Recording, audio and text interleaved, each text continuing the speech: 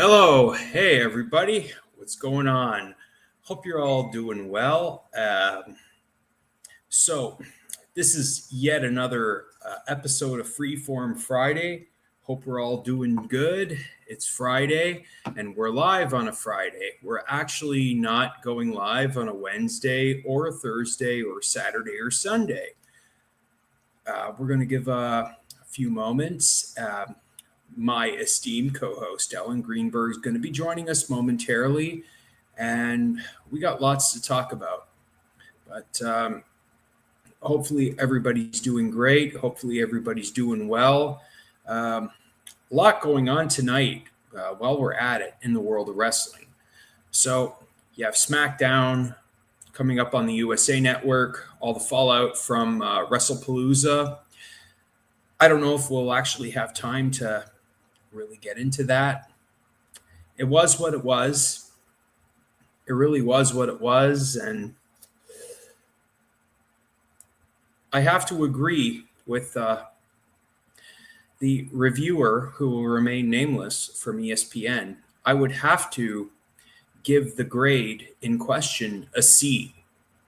I could even be harsher in the matter because I don't work for ESPN, so I'm entitled to be even harsher than what said individual working for ESPN did.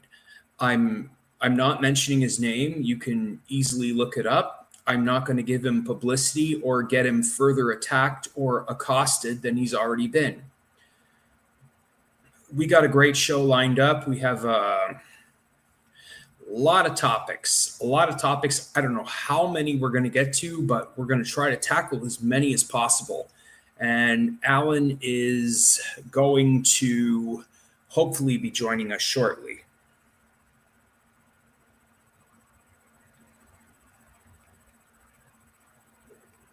Just messaging him. So before we get started, unless Allan comes in, I'm going to leave these announcements to the end. But so as we don't have awkward dead air, I might as well just discuss this or talk about this. So I wanted to take a moment to discuss last week's Slamfest, which was put on together by LWA Live Wrestling Auctions as well as Captain's Corner. Now, this was many months, if not close to a year in the making. And this is a testament to how much hard work gets put into one weekend or multiple days. It may not look like much, but believe you me, folks, I know that JF and Joe put their heart, and as well as Captain's Corner, who I don't know as much as I know JF and Joe. These guys put quite the effort into Slamfest. So Allan is just joining us. What perfect timing. Allan, what's going on, sir? How are you? I was just talking about what a great success Slamfest was, but how have you been? Well, I've been great, and so great to be here on Freeform Fridays as we begin 2025 with a new season of autumn, and we're going to go back in wrestling history, talk about some great commemorations and all the hot news from the past we got. Yeah, so I was just in the midst of talking about Slamfest and what work goes into planning such a convention, and so much work that goes involved to which is involved when it comes to planning a weekend of festivities. And my heart goes out to JF Leduc and Joe Mikaze, as well as Captain's Corner. What a great weekend, or what a great Saturday I had. I was not at the actual event that took place over at Porto Vino, but I heard so many stories about what went down, but I don't think we'll have time to discuss that, even though we could. But I'd rather have the guests or witnesses in question to talk about it, because no point in wasting our guys' time and talking about something I didn't experience. But the whole overall Saturday event was fantastic. I got to connect with, some real amazing friends that I've known for a couple of years, some longer than others, but it's always good to reconnect, meet new people, and also talk to people you don't see very often. And great experience overall. Handed out some of your care packages that you were nice enough to give. I selectively gave them out, and let's hope that the people I gave them out to appreciate it. And let's hope that they would have us on their show or them on our show. Be lovely either way, both ways, sideways and upside down ways. Exactly. So, unfortunately, Barry Windham was unable to make it due to complications or issues with a member of the family. We send our thoughts and prayers and our well wishes to Barry Windham and his family. Yeah. We really, truly do. And it's too bad you were unable to join us here in Montreal. Let's hope that we can have you back one day, real soon.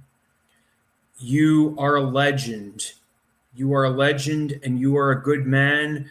And your career will forever be legendary, especially in NWA and WCW, sir. Oh, absolutely. And, he's a guy who had like 3-4 runs in the WWF. He is a legend in Florida Championship Wrestling. He's obviously just done pretty much everything you can do. I mean, what else? He's covered every base you can imagine. Mm-hmm. And I know tonight I wouldn't say it's rather competitive, but TNA Wrestling has got a pay-per-view going on. They got Victory Road, which is available on the TNA or wrestling app, or however it is you watch your wrestling shows. But there's always a way to watch it, one form or another. And then there's SmackDown, which features all the fallout from WrestlePalooza. But we're not going to get into that. That's not something we're going to discuss. What needs to be said about it has already been said, even when it comes to people who review wrestling or MMA or events from within. All that needs to be said has been said. So without further ado, I do want to thank a lot of the people at Slamfest that I got to meet. Great guests, great people. And let's hope one day, as I said, we'll have them on our show, or they'd like to have us on their show. But that remains to be seen. So we got a lot of topics to discuss this week. As always, Allan, you give me plethora of topics that I never expect to see coming. But believe you me, every time I see it, most people would see a long ass message of wrestling results or whatever the case may be. I'm like, oh boy, we got a lot of meat on the bone. No pun intended. I know LWA says more meat on the bone, but this week we definitely have meat on the bone, don't we? It's like old school wrestling. You used to see a lot of 60-minute matches and 90-minute matches, and as you go further back into wrestling history, and you know what, there was just so much meat on that bone. There was maybe a slightly less sizzle, but a lot more steak, and that's what we're about. We sizzle occasionally, but we have lots of delicious steak for those carnivores who want to indulge. And I just wanted to ask a quick modern question, because you're by far much more up on modern wrestling, quote unquote, than I am, and I'm not ashamed of that, but I am proud of you, of course. And whatever possessed them to go, yeah. Well, no problem. I mean, you got it all going on, past, present, and future. But what exactly possessed them to come up with this name, WrestlePalooza? It's mystifying me. I don't know what this name. Why did they name it that? That's such an odd name for them. To sum it up in a nutshell, is as follows. It's just that WWE is now trademarking prior pay-per-views or events that took place that have nothing to do with them. WrestlePalooza was originally an Extreme Championship Wrestling or ECW concept. That's the only time I've ever heard it as ECW. So I was wondering what the... Okay. There you go. It's about taking something that they used to own, or now they own again, and so no one else can have it. Just like I'll give you a extremely stupid example, but now that you got me started on ECW examples and trademarks and all this nonsense, ECW at one point used to have, in December, used to have a pay-per-view called Massacre on 34th Street, which is a dramatic, violent play on Miracle on 34th Street.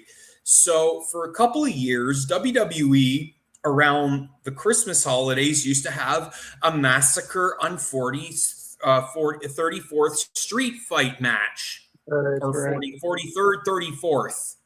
Yeah. Doesn't matter whether it's 43rd or 34th. Well, 34th Street, but I mean, well, Shmiku, nobody cares. Well, yeah, and my sympathies lie with the poor Christmas decorations and the Christmas trees, even though they're now lifeless. But my sympathies lie with the poor decorations and the poor trees that were sacrificed. Yeah. Well, that reminds me when WCW tried to go extreme, and they were hitting each other with cotton candy in the street fight rather than chairs or shovels or whatever. That's WCW's Uncensored, of course. Well, you can certainly hurt a person with cotton candy. You can even beat someone to death with a Sunday New York Times, to quote George Carlin. Well, maybe you could. I'm sure maybe that's what they were going for in a very lighthearted way, wherever Kilimanjaro meets the Dungeon of Doom, I suppose. So, do you need me to go through the topics, or do you quite recall or remember what we were discussing? It's entirely up to you.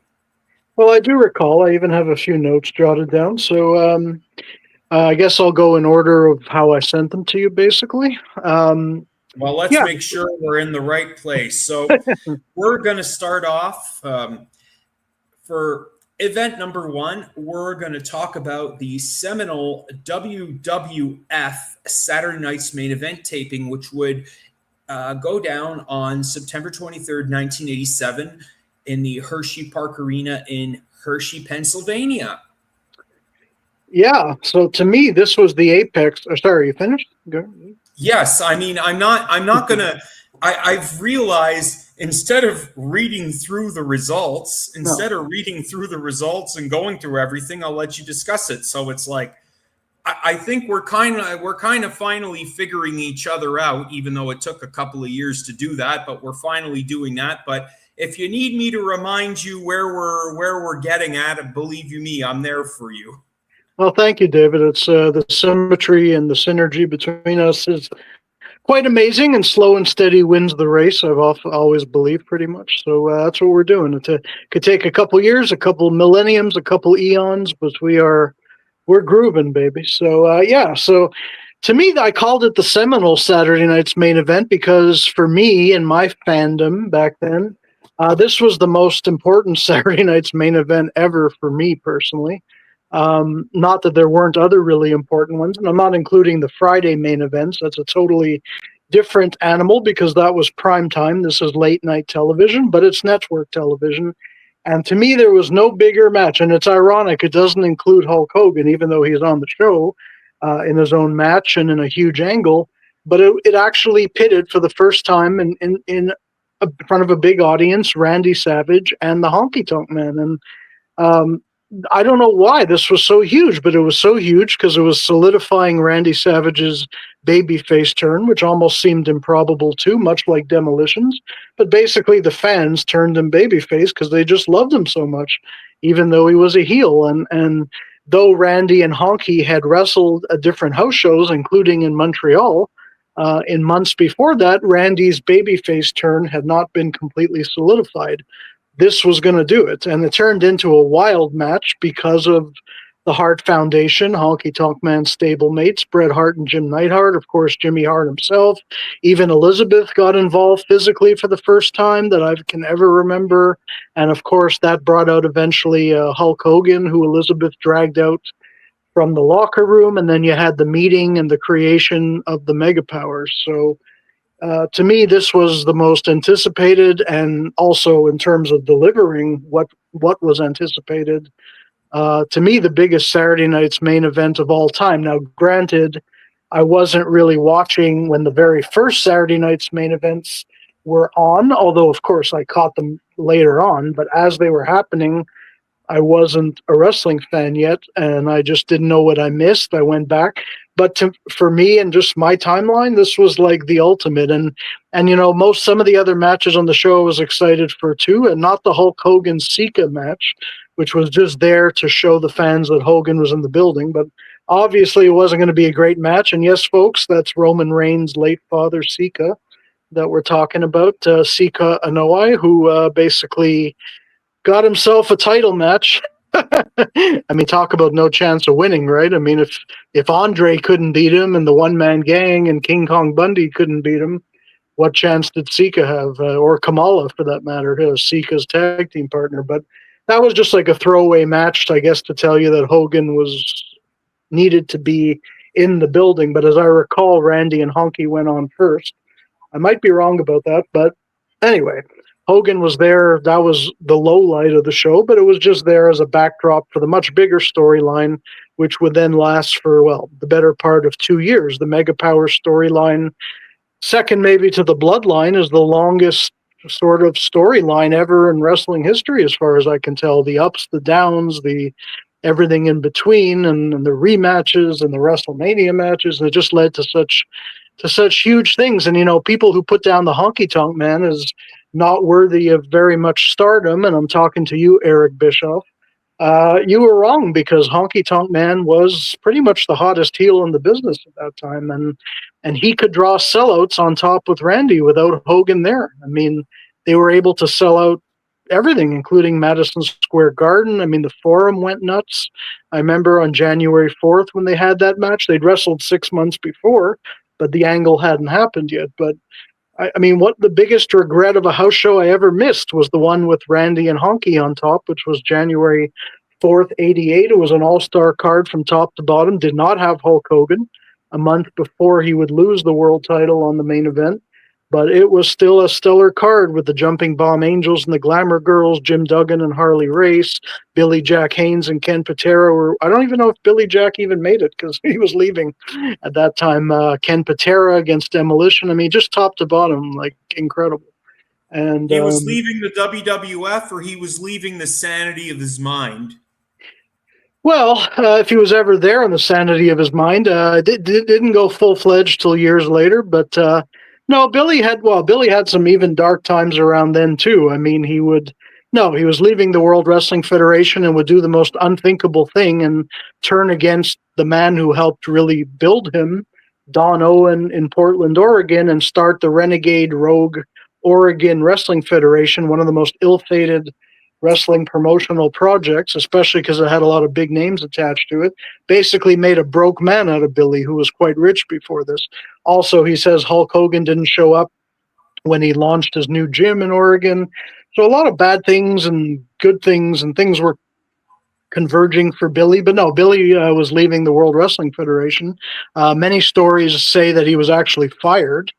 It's not that he really wanted to leave, but after that GHB incident on the plane, which took place in late December and got some bad press for the WWF, not on the level of Hacksaw Jim Duggan and the Iron Sheik, which I mentioned quite a lot. But yeah, so I mean, I was devastated when Billy left. I mean, because there was no bigger fan of Billy Jack Haynes and Ken Patera as a team than me, and you know how much I love Ken Patera. Right? So. Oh, I know you're. I don't want to say you're a Ken Patera mark, but it's good to say you are a super fan. I am, and you know what? Yeah, and you know what my reaction was when I heard that Stephanie McMahon would be the first inductee into the 2026 Hall of Fame? I can only shudder to think what your Yeah. reaction was. Why My is it not Ken Patera? Well, yeah, that I was part of it, and like wake me when Rick Martel or Demolition or Ken Patera or Sid Vicious or the One Man Gang is getting in. I don't really care about it. Well, it's like the Green Day song from American Idiot, Wake Me Up When September Ends. Yeah, September is just right around the corner. So wake you up when the well, rightful people take their rightful place in the Hall of Fame. Credible people that you just mentioned. exactly. I mean, it's gotten to the. I mean, even Sid Vicious. I mean, okay, I know. I mean, it's may he rest in peace. I mean, maybe that's a controversial one. Some people want to see him go in, compared to the much less deserving people that have. And actually, October's around the bend because if that's what you meant, I'm sure September's almost over. And well, no, well, you don't have to wake me. You can wake me if between now and March or whenever that one of these other people get in, but. That's besides the point. So anyway, so hot Saturday night's main event to me, maybe the hottest one ever that was on Saturdays. Who missed Saturday Night Live that night? Well, a lot of fans who were happy to watch Saturday night's main event. Maybe some Saturday Night Live fans too in there, I'm sure. The rest of the card was just noteworthy because Paul Orndorff, in one of his last huge babyface appearances, had to wrestle the second biggest member of the Bobby Heenan family, but also contend at ringside with the biggest as he battled King Kong Bundy, but Andre the Giant, who used to be Bundy's enemy, but now him and Bundy were buddies because they were in the Heenan family together, and they despised Mr. Wonderful Paul Orndorff for firing Bobby Heenan for the second time and taking on what Jesse Ventura would call that little cherry, what he used to call Oliver Humperdinck, the little cherub or something, a little red-faced something. Well, he used to call him a whole bunch of names, that Sir Oliver Humperdinck, but he never said that he was related to Engelbert Humperdinck. No, that's true. He definitely did not. Yeah, another great one gone too, unfortunately. Oliver, of course, not Jesse. Yeah, so I mean that was pretty awesome too, I guess, in a way. And Orndorff, though, would also, just like Billy Jack, get ready to leave too because his arm injury was pretty bad, and he had one arm that was a lot smaller than the other. He just opened his bowling alley in Georgia, so it was quite sad. I didn't know it at the time, but Mr. Wonderful's reign, just like Billy Jack's, was not reign as a title reign, but his tenure, his time in the WWF was running short. But on this show, he was there. And it finished off with actually, talking about Slamfest, a pretty interesting match as Paul Roma and Jim Powers got their shot at the Hart Foundation on Saturday night's main event. And even though I knew they wouldn't really win, I was still pretty excited that they had risen like that. That was their summer where, they had gained a count-out win over Kamala and Sika. The Young Stallions were starting to gel. I don't even know if they called them the Young Stallions yet. They were still just Paul Roma and Jim Powers, I think. And I had some, and again, if Mr. T had actually gone on to manage them, the famous Mr. T from Hollywood, it might have been a very different story. They might have risen a lot further than they did, other than their interpersonal problems with one another. I get that. But maybe Mr. T would have motivated them to stay together if they were making more money at that point. Mr. T was still a pretty big deal, even though the A-Team was over that summer. That's why Mr. T became available and was actually a special referee at many house shows, including one at the Montreal Forum. Mr. T made an appearance as a guest referee that summer or fall, late summer, I think. And yeah, so I mean, it could have been different. So yeah, so that was this is the 39th, 38th, 38th If we're talking anniversary about of the 1987, it's 38 years. yeah 38 yeah so 38th anniversary of and I want to say that it was done in Hershey, Pennsylvania. You know why they did a lot of these NBC shows and big things in Hershey, Pennsylvania do you know why? I don't know, because they love Hershey chocolate. Well, that was a fringe benefit, but the main reason is because that arena looked so damn good on TV. They wanted to, became one of their favorite go-to arenas, the Hershey Park Arena in Hershey, Pennsylvania, Hershey Park. It was just such a great arena for television cameras and lights. It looked great on television. So that's one of the reasons. Yeah, so they were happy to go there. So yeah, that's my story for a very important Saturday night's main event to me as a fan. Number one. I mean, there are some close number twos, but that was. I'll leave that to TL Hopper, I guess. Yeah. And next up, we're getting into a subject. I know not many people know this unless you're diehard wrestling fans. And I have no problem doing my fair share of deep dives, as do you.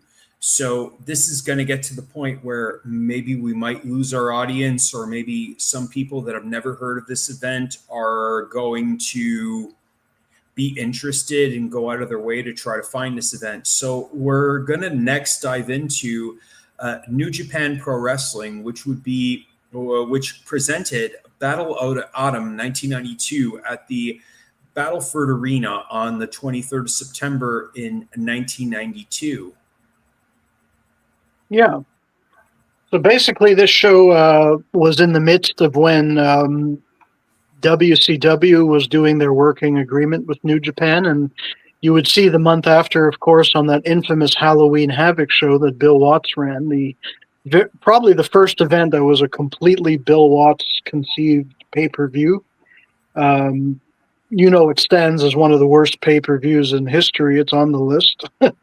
Many fans really despise that pay-per-view, which came out of Philadelphia of all cities, which is not a great show if you want the crowd to not a great idea to run a show in where you want the fans to react positively and you give them garbage. The talent was far from garbage, but the show was pretty bad in a lot of ways.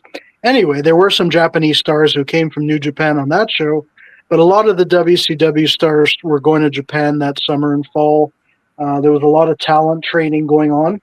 And I'm not going to go into discussing every single match on the show. I mean, a lot of the names people may not recognize. Some people do, like, of course, Jushin Thunder Liger, who else? Riki Choshu, etc. But it is worth noting, though, a couple things. First of all, Yokozuna wrestled on the show as one half of the new Samoan SWAT team.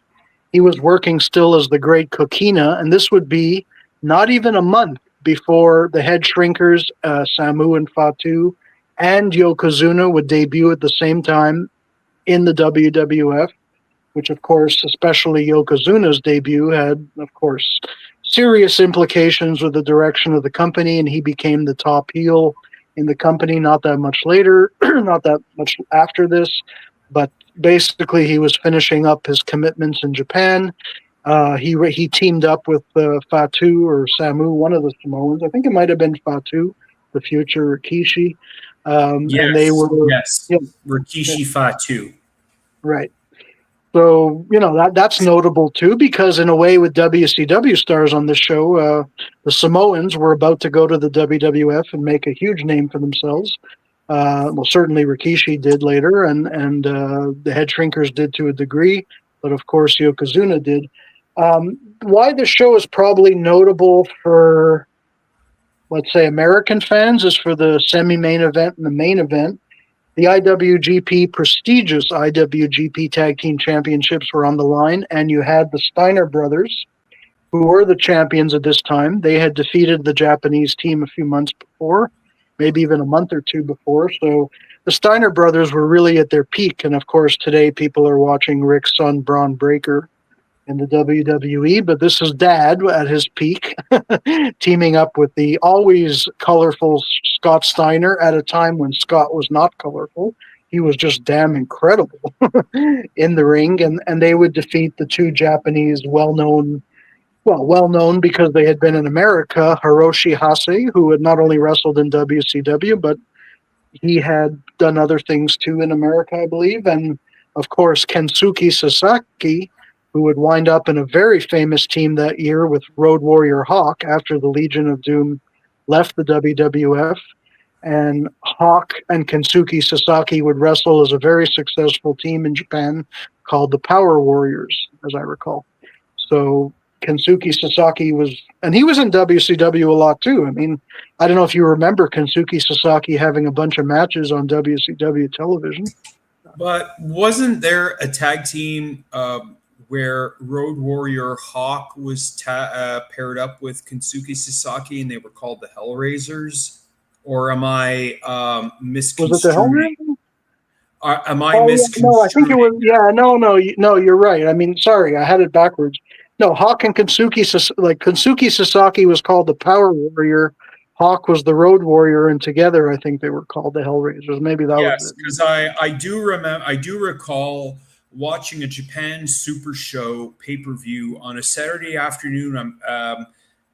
Back when I was 9 or 10 years old, and I remember seeing them wrestle together, and it Yeah, was a shock because you are not used. Well, most people, especially someone like me, a gaijin who's unaware of what's going on in Japan, was unaware of a road warrior split up and oh well, how come you're not with Animal? You're supposed to be the Road Warriors. even in Japan, they were big. The Road Warriors, they were huge. Absolutely. Oh yeah, for sure. No, it was a big shock, but I mean, a lot of people didn't know what had happened. Not just you. I mean, there was, 1 minute they were at SummerSlam in Wembley Stadium, and then Animal started wrestling solo for a while in the WWF. I believe he had even teamed with Crush. Yes, he For did, which we as well as our good friends over at Canadian, wrestling collectible auctions, Martin Villeneuve and Stéphane Gauthier discussed when we reviewed the 1992 Survivor Series. And for those of you that are interested in that, uh, it's available on my wall or on my Facebook page, but I know not each and every one of you has access to it. But I will try to dig deep into the archives and resubmit or repost prior clips that we uploaded to Facebook from Zoom. And we're going to try to do a whole big dump of our prior recordings onto YouTube. So you can catch up and watch the evolution from where we started to where we are today. And one of those moments when we discussed the 1992 Survivor Series was one of those blips or blurbs on the screen in which Road Warrior Animal teamed up with Crush. Interesting. Yeah. Well, that's it. It was short lived, and Animal didn't stick around because, well, I mean, for one thing, it was very difficult to market Animal as anything other than Hawk's partner, and just like it would have been very hard to market Hawk as anything other than Animal's partner, although WCW did try it the year after, and not to great success, but he did it. But exactly, so Hawk found himself a new partner in Japan, Kensuke Sasaki, and but at this point, though, Sasaki teamed with Hase at this show Battle Autumn to lose to the Steiner brothers. But the main Right. event, yeah, that's it.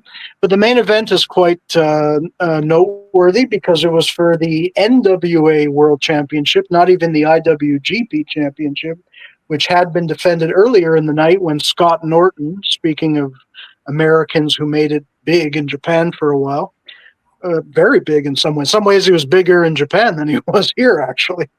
But Just like Tom Waits, he's big in Japan. that's right. Exactly. Good reference, David. So Scott Norton, actually, maybe this is noteworthy too for North American fans. He would go on to defend. No, sorry, no, it wasn't a title defense. It was a number one contenders match to see who would go on to wrestle the IWGP champion. And this match was between Scott Norton and Tony Halm, the future Ludwig Borga. Oh no. I thought we were finished with Ludwig Borga, but we are never finished with them Finn. We are never finished. He Good pun. crumbles away at our brains and our souls. He does, no matter what name he uses. And also somebody who was big in Japan, literally and figuratively. But but no, the main event of the show was for the NWA World Title, which was still being. This is the time when like Ravishing Rick Rude was getting, like they were still pushing the NWA World Title. It was taken probably much more seriously in Japan than it was here at this point, except on the independents. But what a main event! Masahiro Chono, a guy who has achieved so much in his career against none other than stunning Steve Austin, main eventing a Japanese show like this, which is pretty amazing. Austin just coming out of the Dangerous Alliance and some TV title reigns, and of course, big things were predicted for him. He would soon form the Hollywood Blondes with Flying Brian Pillman, and here he is wrestling as a single, going against one of Japan's biggest stars, Masahiro Chono, for the NWA World Title, and actually losing to the Japanese superstar Masahiro Chono. So, kind of a And noteworthy. now that we're on the subject of Masahiro Chono, be right back. I All right, do David will be. want to thank. I do want to thank Yano Kane and Anthony Tonin. Pick this up. Hold on. Yeah. Oh boy. Right is left, left goodness. is right. Wow, look So at that. I do want to thank Yano Kane and Anthony Tonin for having this item up for grabs and up for sale. I kind of spoiled myself a little bit at Slamfest, and this is one of the items I bought. And now that we're on the subject of Masahiro Chono, I thought this would be the perfect thing to do. Show my latest acquisition up to the screen and pay tribute to one of the greatest Japanese, one of the greatest workers that ever lived, Domo arigato, Chono, Sahiro-san. Absolutely. I mean, not that we get that many chances to really talk about Masahiro Chono, but what a great, and that's I didn't even know they made.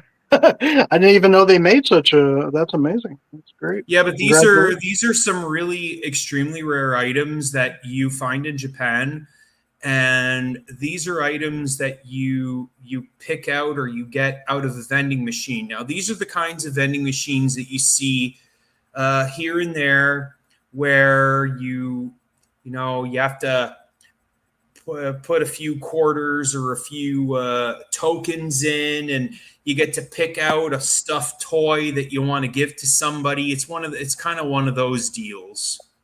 Yeah, I get you. That's really amazing, and congratulations on such a rare acquisition. That's really great. There's quite a few of these. Do I intend to collect each and every one of them? We shall see. But I'm so glad to have acquired recently at Slamfest Masahiro Chono as well as a Big Van Vader, and most of you have seen, or one day you'll see my Hulk Hogan, my Macho Man, my Road Warriors, and my Earthquake one too, which kind of is cut from the same cloth, so to speak. That's incredible, David. You keep collecting this great stuff. It's really cool. It's something else I want to mention. It's great to collect stuff, and yes, by all means. What would you like to mention? I kind of got off a bit on a tangent, and it's important that you bring me back to reality. So let's do that. No, thank you for taking that detour. That was really amazing. That's great. Just something else I wanted to mention about this show. Somebody who doesn't get much fanfare, but really deserves it, is a wrestler called Black Cat in Japan. He was on this show too, and not to be confused with other masked wrestlers like the Pegasus Kid, who was Chris Benoit, and Scorpio, Too Cold Scorpio wrestled as, I forgot his name now. And of course, there were many North American stars who did that. But this is actually a Japanese guy, or no, it was I think it was a Mexican guy who achieved some fame all over the world, and he was such a great wrestler. He even wrestled in 1998 for WCW, a handful of matches, including a match, I believe, on Nitro against Marty Jannetty. Later in his career, and really well-regarded Japanese star. He actually lost on this particular show on Battle Autumn. But, I mean, it was, he wrestled all the time in Japan, so it could happen. It would happen, I guess. But Black Cat, one of the reasons I want to pay tribute to him is because he kind of tragically passed away in 2006, not that far removed from his prime. And while in Japan, he was a big deal, and in some parts of Latin America, he was a big deal. He never really achieved in America much notoriety. I think his name was Victor Manuel, if I'm not mistaken, maybe. And just really talented, and a guy who has gone under the radar, but was a part of, the big, WCW, took him for a couple shots. I mean, he did wrestle occasionally in America, but Japan was one of his biggest, and I think Mexico. But he was just such a really talented guy under a mask, and it's very sad that he left. But he was on this show also, Battle Autumn '92. So let's not let the chance to mention the Black Cat and his accomplishments pass by. Absolutely. And also, we also want to remember, we want to take a look at a sad day, going back, a sad day for the wrestling world. No time like the present. It's been over 23 years, but we want to remember the tragic passing of one Ted Petty, who was known as Rocco Rock, one half of the Public Enemy, who passed away on the 22nd of September 2002 as a result of a heart attack on the way to an event in, of all places, Philadelphia. Yeah. Well, Rocco Rock, Ted Petty lived a very interesting life in general. He was what people would call a legitimate badass. You definitely didn't want to mess with him. Not that you'd need to necessarily, but he was one of those unsung tough guys of wrestling that was just so accomplished because, he was a multi-sport athlete in college, and he had excelled at wrestling. He had excelled, I think, in baseball and some in one or two other sports too. And he went to Rutgers University, and he obtained a teaching degree, maybe a degree in nutrition. I may be wrong there, I'm not sure. But he had such a long storied career in wrestling. He was trained by, speaking of the Samoans, he was trained by Afa Anoa'i back in 1978, who's the brother of Sika, of course, the one who managed the Head Shrinkers again later, and was a multi-time, of course, tag team champion himself.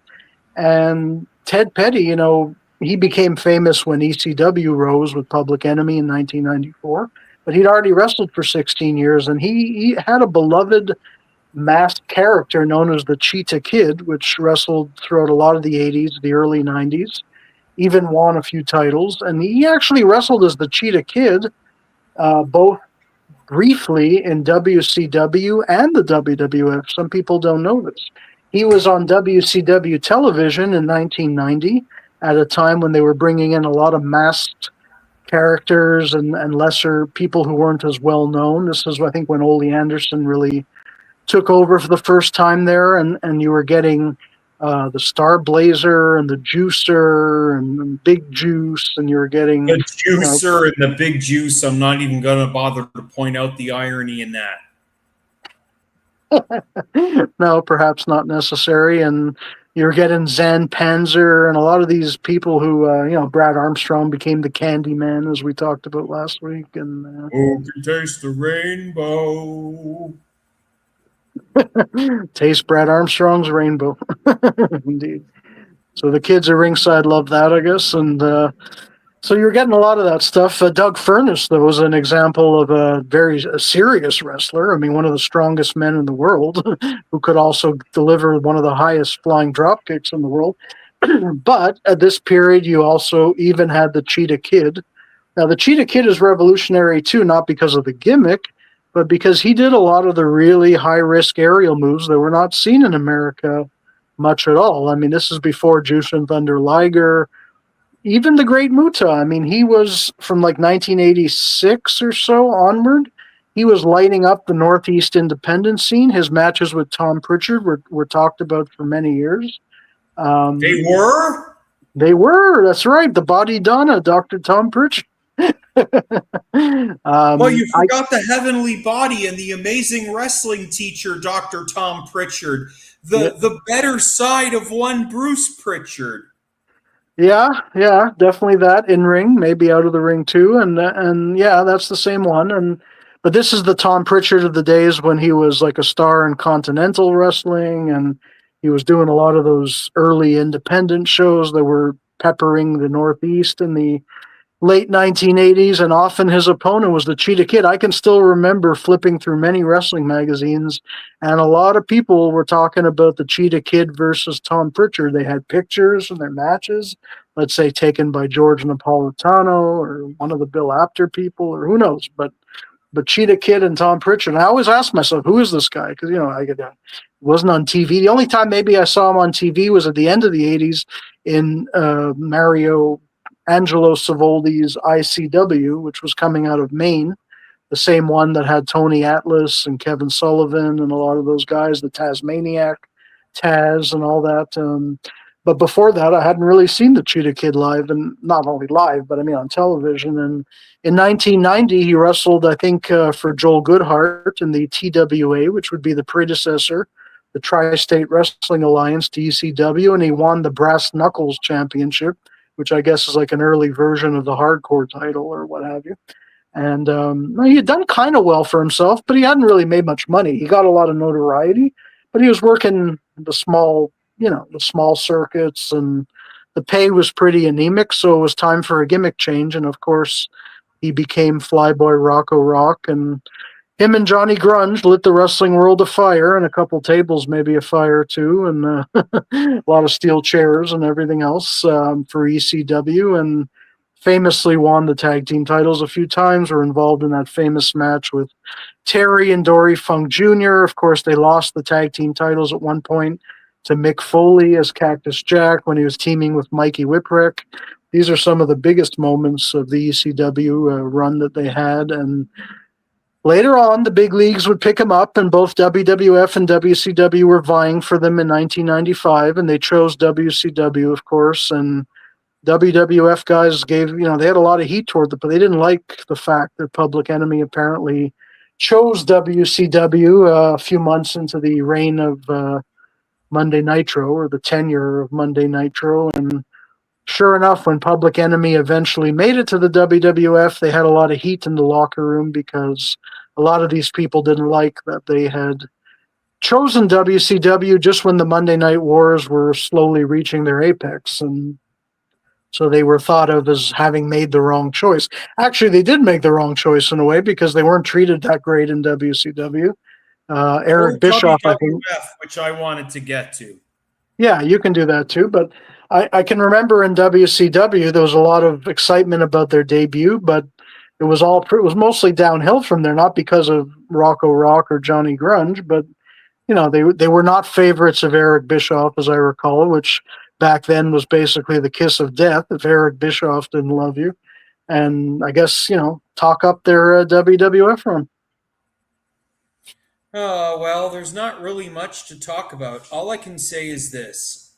Now, these footnotes and this argument, or this part of where I chime in and contribute to the conversation of Public Enemy, is as follows.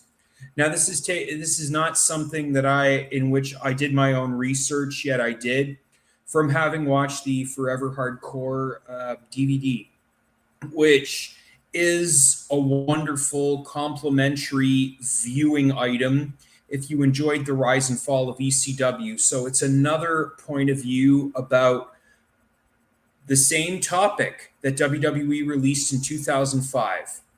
Now, a lot of the talent that are interviewed, if not most, if not all of the talent interviewed on Forever Hardcore, had nothing to do with the rise and fall of ECW. Now, what I'm about to get to is as follows. Terry Taylor, who at the time was, now he's with WWE. He's had many cups of coffee. He's had many hypocritical runs, but then that's what a rooster does. Okay, now that I got that shit out of my system. So Terry Taylor at the time was working for the WWF, and this is when they were kicking WCW's ass in the Monday Night Wars. So Public Enemy came to the WWF. However, they came in with a lot of heat because, as per Terry Taylor, this is his side of the story. Is it true or false? That remains to be validated. But I'm just reiterating what he said on the Forever Hardcore documentary. Public Enemy were apparently offered a contract to join the WWF when they left ECW originally, but they turned it down and went to WCW. Now,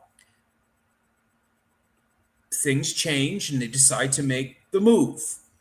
And in Terry Taylor's words, somebody buzzed to Ron Simmons and JBL, and well, and I know JBL's talked about it on the Something to Wrestle broadcast since Bruce Pritchard's been unavailable for months and months on end. Believe you me, JBL's been doing a fantastic job taking Bruce Pritchard's place, and at least the guy answers the questions better than Bruce ever would. But JBL has his own side of the story, and I won't delve into that.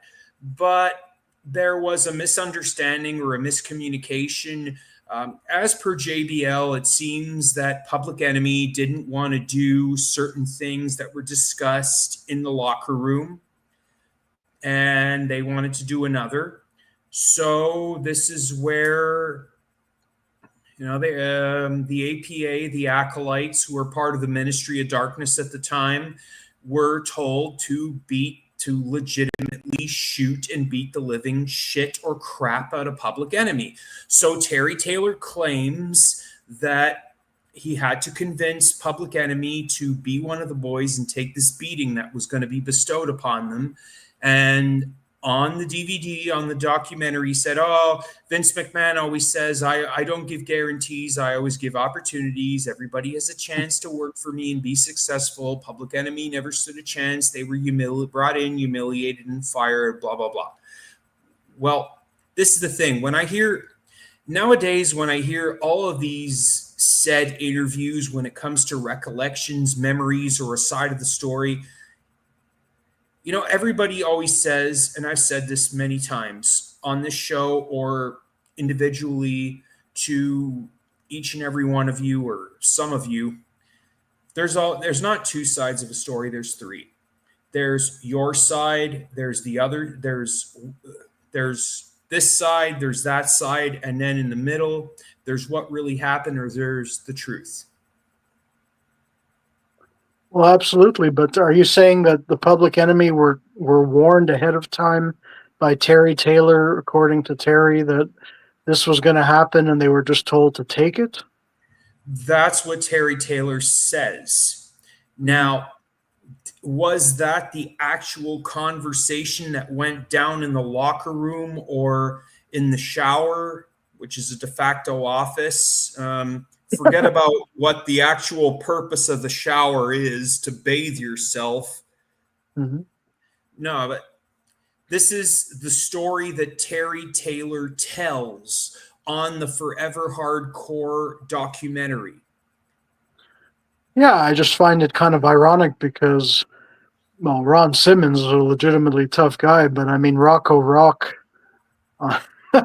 on his worst day could wipe the floor with JBL, undoubtedly. I mean, he was a real tough, legitimately, with a boxing background. I mean, he actually boxed professionally. You want to talk about Brawl for All or Tough People or whatever. Where was he in the inaugural Brawl for All? It only lasted one season or not even 1 year. Where was he when we needed him? God damn it. He was in WCW, unfortunately. I guess. I know. I just had to shout it from the mountains. Yeah, I get it, but just the idea of JBL doling out a legitimate beating to Rocco Rock is just laughable to me because Rocco Rock is like 70 times tougher than JBL. It's just obviously he would have had to just take it because if this were a legitimate fight, I mean, JBL would not stand a chance against Rocco Rock by any means. It just makes, I don't know the whole intricacies of the story until you just told it, but that's just funny that I guess they put Rocco Rock with Ron Simmons because if they had put him with JBL, I mean, I can easily tell you who would have won that one if in a legitimate. I mean, Well, it's like what if, what if? It's like you remember, for those of you comic book collectors out there, if you remember the What If series. yeah, So yeah. here's a what if in the world of sports entertainment of professional wrestling. Yeah, yeah, absolutely. And I guess Public Enemies, obviously, their tenure in the WWF was not great. They made their way back to ECW, even though they were turncoats and they left. But in the last year of ECW, they came back. They also did some shows in Japan, which were somewhat successful for them. And as you said, he actually died in Philadelphia or en route to Philadelphia because they were wrestling for a group at that time. This is after ECW's demise, called Pain Power or Power Pain Pro Wrestling. Very small outfit, and that's one of the show. That was the show, one of theirs that Rocco Rock Ted Petty was en route to when he died, and there were a lot of rumors about drugs and this and that. His family claimed quite strongly he didn't do drugs, but he did have a congenital heart defect that ran in the family. They were convinced that's what unfortunately did him in at a young age, and he had quite a life. I mean, he was, legitimately street tough, a successful boxer, a successful wrestler, as many different characters, a very intelligent guy who was a teacher, and like he just was so, very underrated, very underappreciated in a lot of ways. And and you can go back now and see how great and innovative he was as the Cheetah Kid, which to me he was almost more impressive than as Rocco Rock. But I guess that's also because of the trajectory of my fandom. And in the 80s, very few wrestlers could do any wrong. And the Cheetah Kid was this mysterious, really talented guy. I didn't know who it was.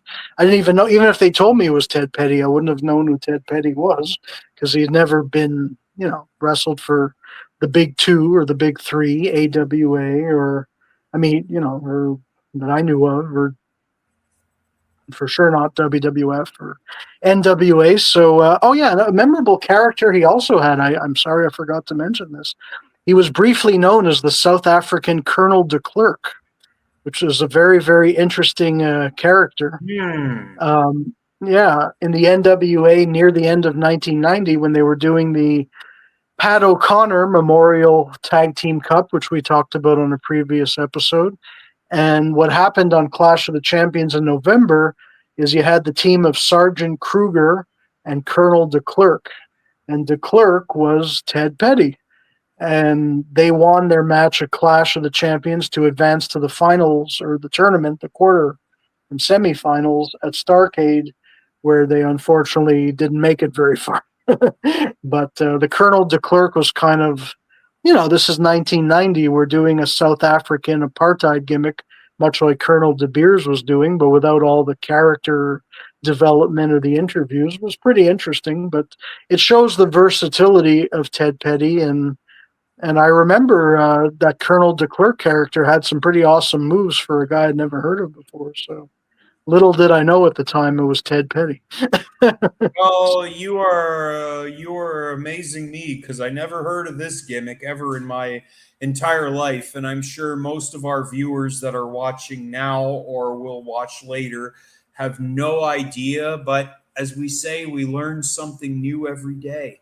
Yeah, yeah. This was during the Black Scorpions reign that we talked about recently last week, and so this was in that period where that Clash and that Starrcade where the Black Scorpion made big appearances, and it almost got swept under the rug. We had Colonel de Klerk. Oh well. Well, we had Colonel De Beers That was a great one. who broke the mold, and we didn't we don't know about Colonel De Klerk, but we know about Colonel De Beers. Well, thank goodness, because Ed Wiskowski was one of the greats for sure. Most definitely, and I remember we talked about his memory as he passed away earlier this year, and this was one of those episodes where we were going to go live, and unfortunately, we ran into technical difficulties. And there's no time like the present to reminisce and remember Mr. Wiskowski's memory as Colonel De Beers. Yeah, and even his previous characters, which were kind of revolutionary, at least in the Northwest, were as the great Maharishi, and he did Easy Ed, and he had a bunch of different characters before De Beers, but so gifted on the microphone. I mean, in the ring he was very good, but I mean, on the microphone he was outstanding and so brave. I mean, he was even braver in a way than Sergeant Slaughter as the Iraqi sympathizer, except obviously the audience for Sergeant Slaughter was bigger. But I'm sure Colonel De Beers received some death threats himself. Maybe they didn't know who his family was, like Slaughter, but We'll you never know, know. We'll we'll never never know. know. But the controversy was, I mean, that was jaw dropping. The Colonel De Beers character in so many ways at the time. Hmm. And another event that you wanted to discuss. So you wanted to examine what you consider to be a most unusual house show, or as we say nowadays, live event. We're not allowed to say house show, but we'll still say house show, pal, because we're old school. We're not going to be succumbed or brainwashed by the lingo and the terminology that World Wrestling and Entertainment bestows upon us. So, this house show would emanate from Nassau Coliseum in Long Island, New York, back to the island on the 20th of September, 1985. And you would have 6,000 people in attendance in a rare manager versus manager battle. So you had Captain Lou Albano, who at the time was age 52, defeating classy Freddie Blassie in a steel cage match of all things. It would prove to be the 67-year-old Blassie's last match. Albano would defeat Blassie by escaping through the door after tying Blassie to the cage with a rope. And I'll leave it to you when it comes to discussing other moments that are memorable, bizarre, or memorable for all the right or the wrong reasons. Chat us up. Yeah, so this was a very bizarre match. I wasn't aware of it, definitely not at the time, of course. I wasn't even a fan yet, but it was strange because, I mean, I guess the big story here is more, well, Blassie, I mean, his health was, well, let's just say his body parts like didn't move so independently not long after this, and he had several surgeries. I mean, he had been a huge star in California, as like him and John Tolos lit up the California Los Angeles territory. Blassie was a huge, huge heel, of course, and in the WWF, of course, he had been the manager of the Iron Sheik and Volkov and et cetera, et cetera. And he was starting to pull away from being on the road and would hand over his men to Slick and was sort of backing out of this. But I mean, to have a match against Albano, who was also, I mean, not as reputable a top flight wrestler as Blassie was, but he had a successful run on the Sicilians with Tony Altimore. But in 1985, I mean, neither one of them should have been in a wrestling ring. Albano did a few times in the Hulk Hogan, Cyndi Lauper, Roddy Piper deal. But, and he was still younger, as you said, like quite a bit younger than Blassie was at this point. Why they put them in a steel cage is I guess maybe so they wouldn't have to do that much. I don't know what, the reasons were. They wouldn't have to run the ropes or, or do stuff or whatever. But, yeah, so I mean, it's only noteworthy not because it was a good match by any means, but it's noteworthy that it was the paring down of the career of Freddie Blassie in front of the camera, and well, even Albano, I mean, wasn't far from that too, because he'd go on, he'd be managing the British Bulldogs, and after WrestleMania 2, he would gradually be kind of phased out too for quite a few years. So this is when the old wave of managers was slowly being shown the door. And of course, the Bobby Heenans, Jimmy Hart, Slicks, Mr. Fuji, and all them were getting set to replace them, and including even luscious Johnny V. Of course, Johnny Valiant had a pretty brilliant ring career as a tag team wrestler. And yeah, so Albano and Blassie, just like the Grand Wizard, and those types, and even Buddy Rogers, who managed Jimmy Snuka for a while. Yeah, these people were sort of on the way out, and I guess this cage match sort of represents it. Otherwise, the house show was, for the time, was just a regular house show. But, by today's standards, the names on it were pretty big. I mean, speaking of Roddy Piper, him and Bob Orton were pretty hot as the heel faction, and Bob Orton as his bodyguard, but also, of course, Bob Orton in the ring. And Piper and Orton would win, I think, the opener on this house show against, of all people, the tag team of Paul Roma, who you just saw at Slamfest, and Salvatore Bellomo. Do you remember Salvatore Bellomo? Oh, I remember Salvatore Balomo. I quoted him a long time ago. I believe we had it a Joe Makazi and the JF Leduc. I don't think, I think we go live. But I remember on the Piper's Pit, he had to say, the junkyard dog, he get hurt. And then Roddy Piper would reply back and zing him in his own way. He sure would. I mean, one of my biggest memories of Bellomo, and this is long before he grew a beard and wrestled for ECW and all that, but I'm trying to forget that. And by the way, we did discuss exactly what Allan referenced, and it's in the archives on my wall on my Facebook page. Enter if you dare. Yeah, you never know what unburied top treasures you might find. The rare run of Salvatore Bellomo in doing his Pampero Firpo imitation or whatever in the early days of ECW. But at this point, he didn't have a beard, and he was a clean-cut Italian guy, and literally from Italy. I mean, not an Italian American. He was actually from Italy. And one of my biggest memories was he had this brief mini feud with Bobby Heenan. And on one of the Coliseum video releases, they had the big culmination, a match between Salvatore Bellomo and Bobby the Brain Heenan. And this goes back to 87, 2 years after this show. But in 85, he was doing a lot of curtain jerks and, enhancement talent of the stars. This was around the time of that Roddy Piper's Pit that you're talking about. So back to the house show. I mean, Randy Savage was just getting started and warming up in the WWF at this time. It was the fall of 85, exactly 40 years ago. And on this night, he would defeat the Canadian football player, George Wells, who you'd see in the NFL. No, excuse me, you'd see him against Jake the Snake Roberts at WrestleMania 2, as I recall. George Wells had a brief run in the WWF. He was Canadian. He was a football player, good athlete, but he didn't really have it as a wrestler so much. But he wasn't awful, but he just wasn't what they were, hyping him up to be, I guess. But he was on the circuit, and Randy Savage, in one of his earlier wins in the WWFs, coming from Tennessee and from Illinois and all that, would wrestle in Kentucky, would defeat George Wells on this night. Lanny Poffo, his brother, would actually battle Iron Mike Sharp on this show, and they actually went to a draw, which means you had to watch 15 or 20 straight minutes of Lanny Poffo and Iron Mike Sharp. Is that your idea of a good time, David?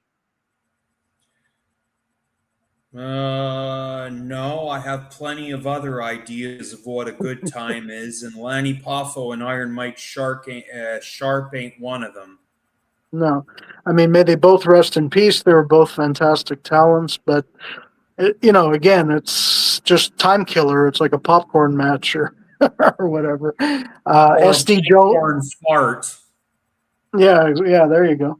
And speaking of that, you also had a match between SD Special Delivery Jones against Barry O, the younger brother of Bob Orton. And let's just say that match, too. I mean, Barry O was good in the ring. SD Jones had his strengths, but I wouldn't call that one a barn burner either, really. But, in the same show you had Blassie and Albano in a cage. So it would get a bit better, though, because you'd also have a match between Paul Mr. Wonderful Orndorff when he basically turned babyface the first time after being blamed for losing the WrestleMania 1 main event with Roddy Piper against Hulk Hogan and the aforementioned Mr. T. And he had that famous first babyface run, and he wrestled a Bobby Heenan family member here, Big John Studd, the late great John Minton, who was always a heel until the second run, of course. funny how all these guys intertwine with Bobby Heenan at one time or another. Orndorff, of course, would infamously turn against Hogan for his second heel run, and then in the match what we were talking about earlier, um, Orndorff in his last run, as a babyface for the second time in the WWF. But this is his first babyface run, which would lead up to his turn against Hogan, which would lead to the big event in Toronto at CNE Stadium, 68,000 people coming to see Hogan versus Orndorff in the main event. But here he's a face, Studd is the heel, Orndorff gets the win. And beating Big John Studd is not such an easy feat. You have to be a pretty big star to do that, right? So Orndorff was really hot at this time, as he should be. He was always pretty great. And the only other match, if you could believe it, had the tag team of Uncle Elmer and Cousin Junior. Can you imagine what a great team that that must have been? Uncle Elmer, say it to yourself 3 times. So unbelievably, they got a WWF tag team title match against the Dream Team of Greg the Hammer Valentine and Brutus, Don't Yet Call Me the Barber, Beefcake. And don't Elmer, refer to him as the Hulk Hogan tax. Yeah, don't do that. Exactly. Very funny. Yeah, don't do that either. And unbelievably, even of course, Valentine and Beefcake were the champs. They actually lost the match by countout, if you could believe it.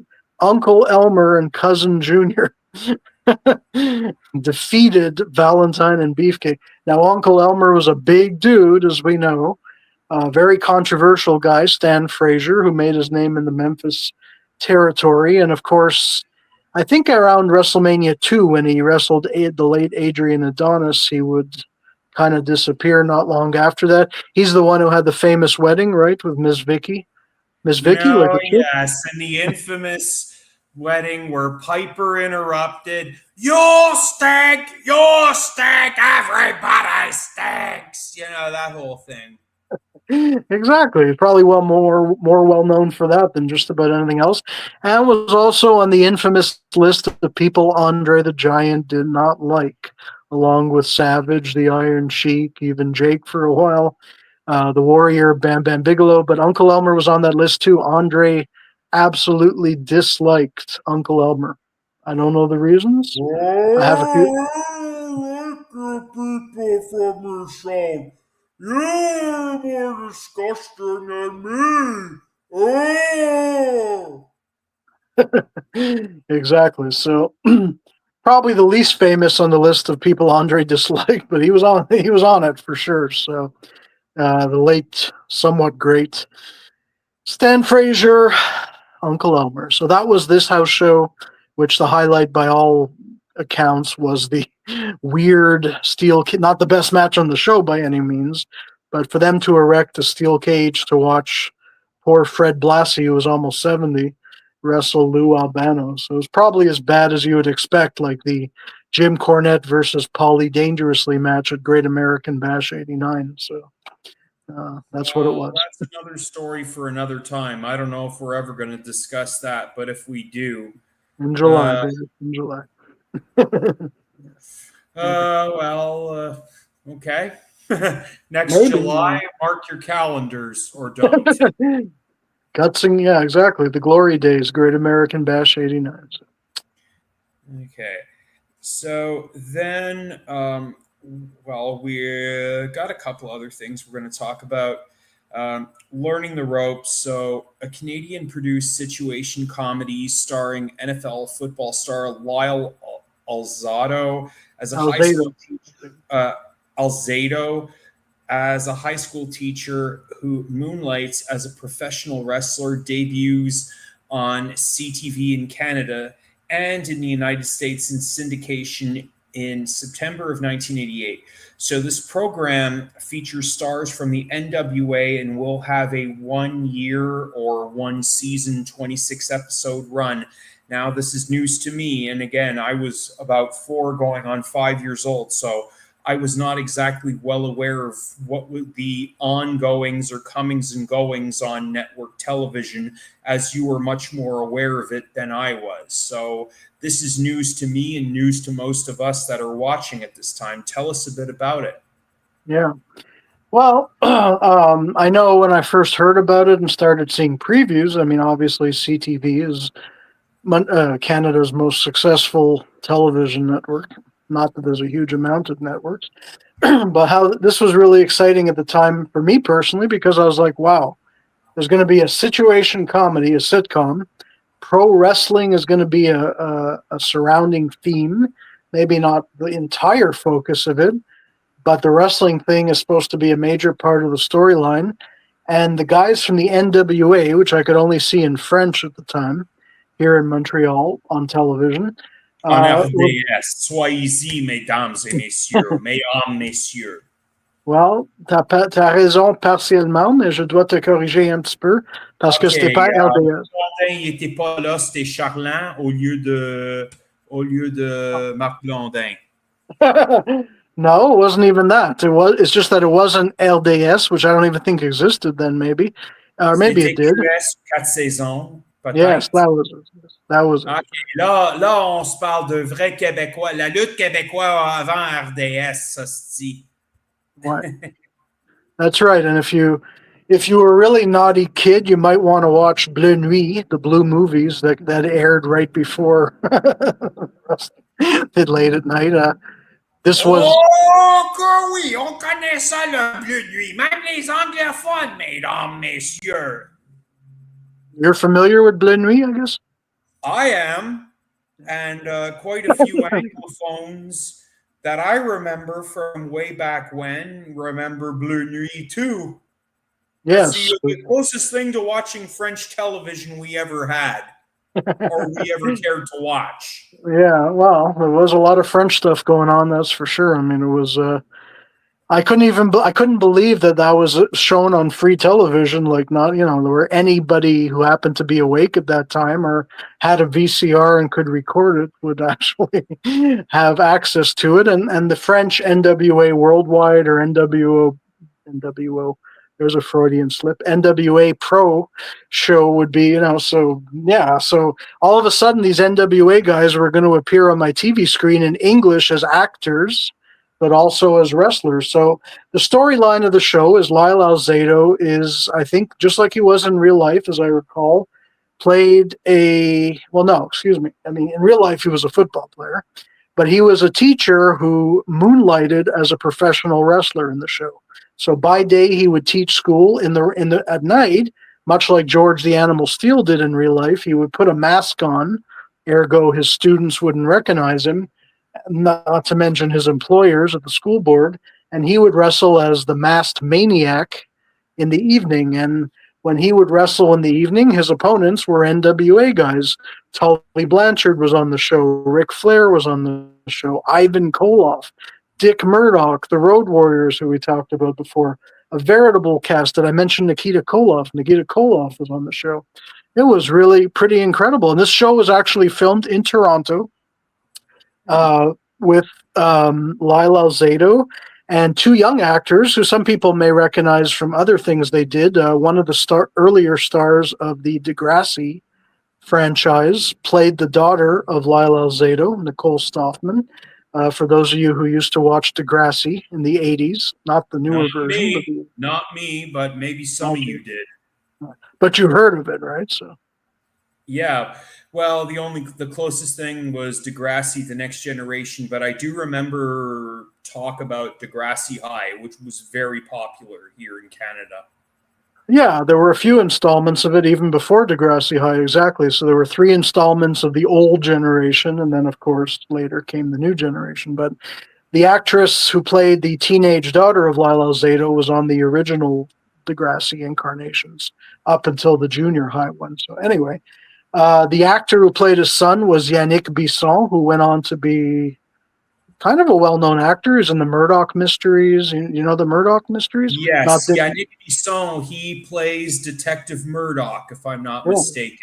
Yeah. I would know that show because my mom, even though my mom does not like me talking about her on our program, but this will be one of the very few times where I talk about something my mom enjoys doing or anything about my mom in general. I'll tell you something. one of my mom's favorite television shows, which she would watch religiously and still does to this day, is Murdoch Mysteries. Really? Interesting. Yes.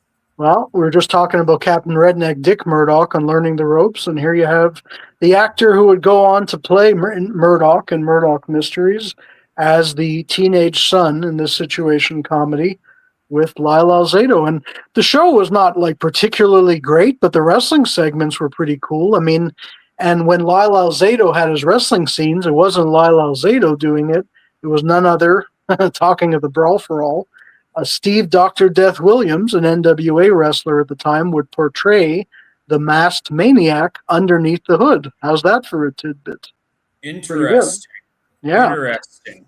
Now, again, the show wasn't great. It couldn't make it past its first season, but the NWA's tie-ins were interesting. And sometimes the wrestlers, when they weren't wrestling, they were friends of Alzado's character, and they would stop by the house and have conversations. They were often wacky, so they weren't just wrestling in the ring. The NWA wrestlers would have some speaking parts too, and there's some pretty interesting stuff. Dick Murdoch, who I was just talking about, had a pretty interesting, role on one of the episodes where he played, I think, an old friend of Alzado. And anyway, in real life, though, Alzado is a tragic story. He was one of the first people to succumb to complications from steroids, as I recall. He was an admitted steroid user, and in 1992, which is not that far after the show we're talking about, he would unfortunately pass away. He had a glorious career in football in the 1970s and I guess some of the 1980s. And 1988, I think he was still quite healthy, but that would soon change, and Alzado would unfortunately pass away, and that was very sad. But yes, very few people remember the show Learning the Ropes. I was tuning in loyally at first.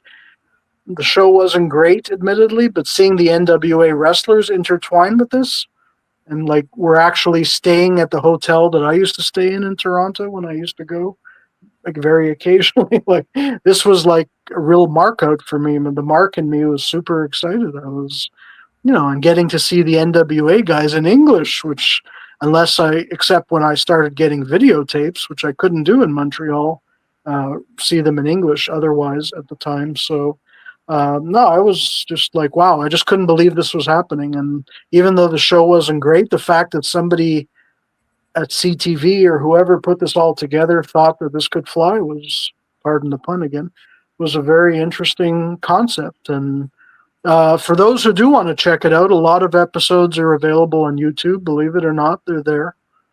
You can see Learning the Ropes on YouTube, actually, maybe some, I don't know if anywhere else, but if anybody has any curiosity to see what they missed, and granted, you didn't miss much in terms of great television, but the NWA aspects were quite fascinating. And actually, these were the dying days of Crockett Promotions as it transitioned into Ted Turner's World Championship Wrestling.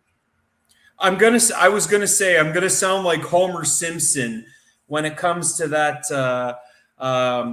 I had another Simpson reference I was going to talk about when it came to WrestlePalooza.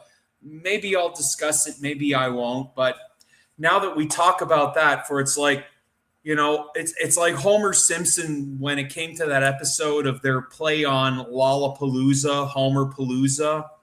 And Homer had just discovered Grand Funk Railroad, and he traumatizes Bart and his friends and says, "For more information on Grand Funk Railroad, consult your local library." I guess. So for more information on Learning the Ropes, you can consult your YouTube library. Or your YouTube search bar, not your local library. By God. No, you're not going to find Learning the Ropes in your local. You'll learn about Learning the Ropes, and you don't have to go to your local library to quote unquote learn the ropes, if you know what I mean. No, for sure. But actually, even if you want to look into, anybody watching wants to look into Lyle Alzado's story, if they're not familiar with it, I mean, I guess it's kind of like a Dark Side of the Ring type story. Actually, he was in the ring on the show, but of course, in real life, he was on the gridiron, and his story kind of turned dark because he had a lot of emotional complications. And Yeah, it is a sad story. He wasn't the worst actor in the world. He was a fantastic football player, and wasn't Lawrence Taylor. No, I'm just kidding. He was something. Let's leave Lawrence Taylor alone, Okay. please. Okay, so now that we got that out of the way, another event you wanted to discuss. So this would go down on the 20th of September, 1997. So this is where the WWF would present their first UK exclusive pay-per-view, not PLE. You had to watch it on pay-per-view, just like I did, one night only at the NEC Arena in Birmingham, England. And the main event would see the European title change hands for the first time as Shawn Michaels would defeat the British Bulldog in shocking fashion in front of an arena filled with his countrymen.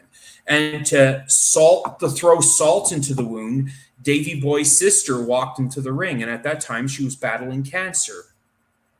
And she wouldn't survive much longer after this. Exactly. Yeah. You watched it on pay-per-view? Yes, I do declare that it was available on pay-per-view late on a Saturday night, much to the dismay of my parents, having kept them up all night and making sure that I tried to keep the television volume to a minimum in which they couldn't hear, but I could still hear. It was kind of like a science, folks. I bet it was, and you are right also because I heard that in like it was the first UK only pay per view for people who had you know previously watched the pay per views in England for free on Sky Sports if they had a special like nice package deal there where they got that. This is the first time they had to pay for it, but in Canada, it was absolutely it was offered only in Canada compared to the U.S. The United States never got it on pay per view. They had to wait, I think, for the videotape, the Coliseum Yes. video, or not Coliseum. Was it Coliseum then, or WWF Home Video, whatever? May not have been. It's somewhere between Coliseum Video being on the way out and WWF Home Video being on the way in. Yeah, I couldn't confirm or deny what version or yeah, it's which okay. how it was released, but at some point it was released. Do you remember having an opinion on the pay per view that you watched?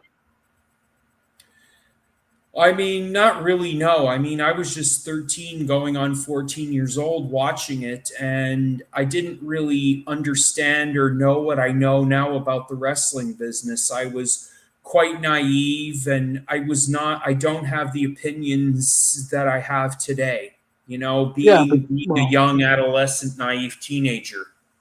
no, okay, but I mean, do you remember enjoying it, or you didn't find you didn't enjoy it, or it was just Well, neutral? I remember watching it. I remember watching it, the matches that you mentioned, such as, Triple H or Hunter Hearst Helmsley taking on Dude Love. And I do remember Tiger Ali Singh. And this was at the time you didn't see much of Tiger Ali Singh. I remember on WWF television at the time, predominantly in Canada, he was made a big deal of. Yeah, And, we didn't really get to see Tiger Ali Singh until, for the most part, 1998, 1999, where he used to do this thing where he had Babu, and he used to do this thing where he would give Americans money to do stupid things or disgusting things. But this is where this takes me back to a time where he was taken more seriously and not put into a stereotypical or a kind of a role where you're just used as a comedy act for XYZ reasons, race being one of them, or just something to that's do. We're right. gonna get it, or a rib. We're gonna do something with you and get a good laugh out of it, type of deal. Well, no, you're right because they had high hopes for him initially. They thought he was potentially going to be because he had a really good look and his physique was impressive. He wasn't even bad in the ring per se, but he just he just didn't have it or whatever. So No. they saw quickly that it wasn't going to be, what they were hoping. And at this time, they were really grasping for straws because Nitro was really kicking him around at this point. This is before Mike Tyson Yes. and so before the Yes, Attitude Era absolutely. was in full swing. So yeah, and exactly, and of course, putting him on a show in England was very beneficial because there's a very large Hindu population there, and in a large Indian population in England, and they thought, of course, having a star with Indian roots would be East Indian roots would be, of course, apropos for the show, and I mean, be apropos for the show anyway. But they specifically wanted to make sure he was on this show, and he was there, and he got a win. Actually, I think this was Al Snow's last appearance as Leaf Cassidy, if I'm not It mistaken. was. It was, or one of the very last ones. And I mean, and he would not appear back until he was brought back as Al Snow, because he was all these other, besides Leaf Cassidy, he was Shinobi, he was Avatar, and he was so many other gimmicks, so many others. I didn't like Leaf Cassidy. I thought it was.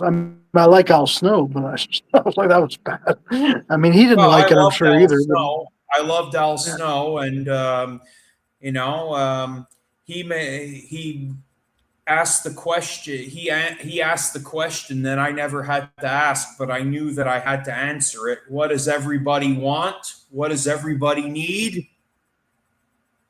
I'm not going to say it, but you go ahead. Oh, I'm not even going to do it either. I'm going to leave it at that right there.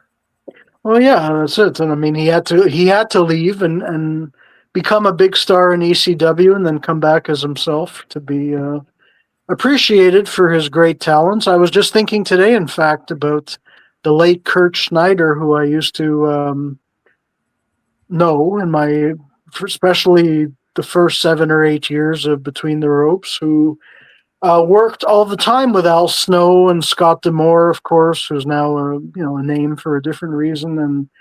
And Coach Kurt, as he was known, was a promoter of wrestling shows in Michigan and Ohio, and Al Snow was quite often on those shows, as was Scott D'Amore and a couple of other.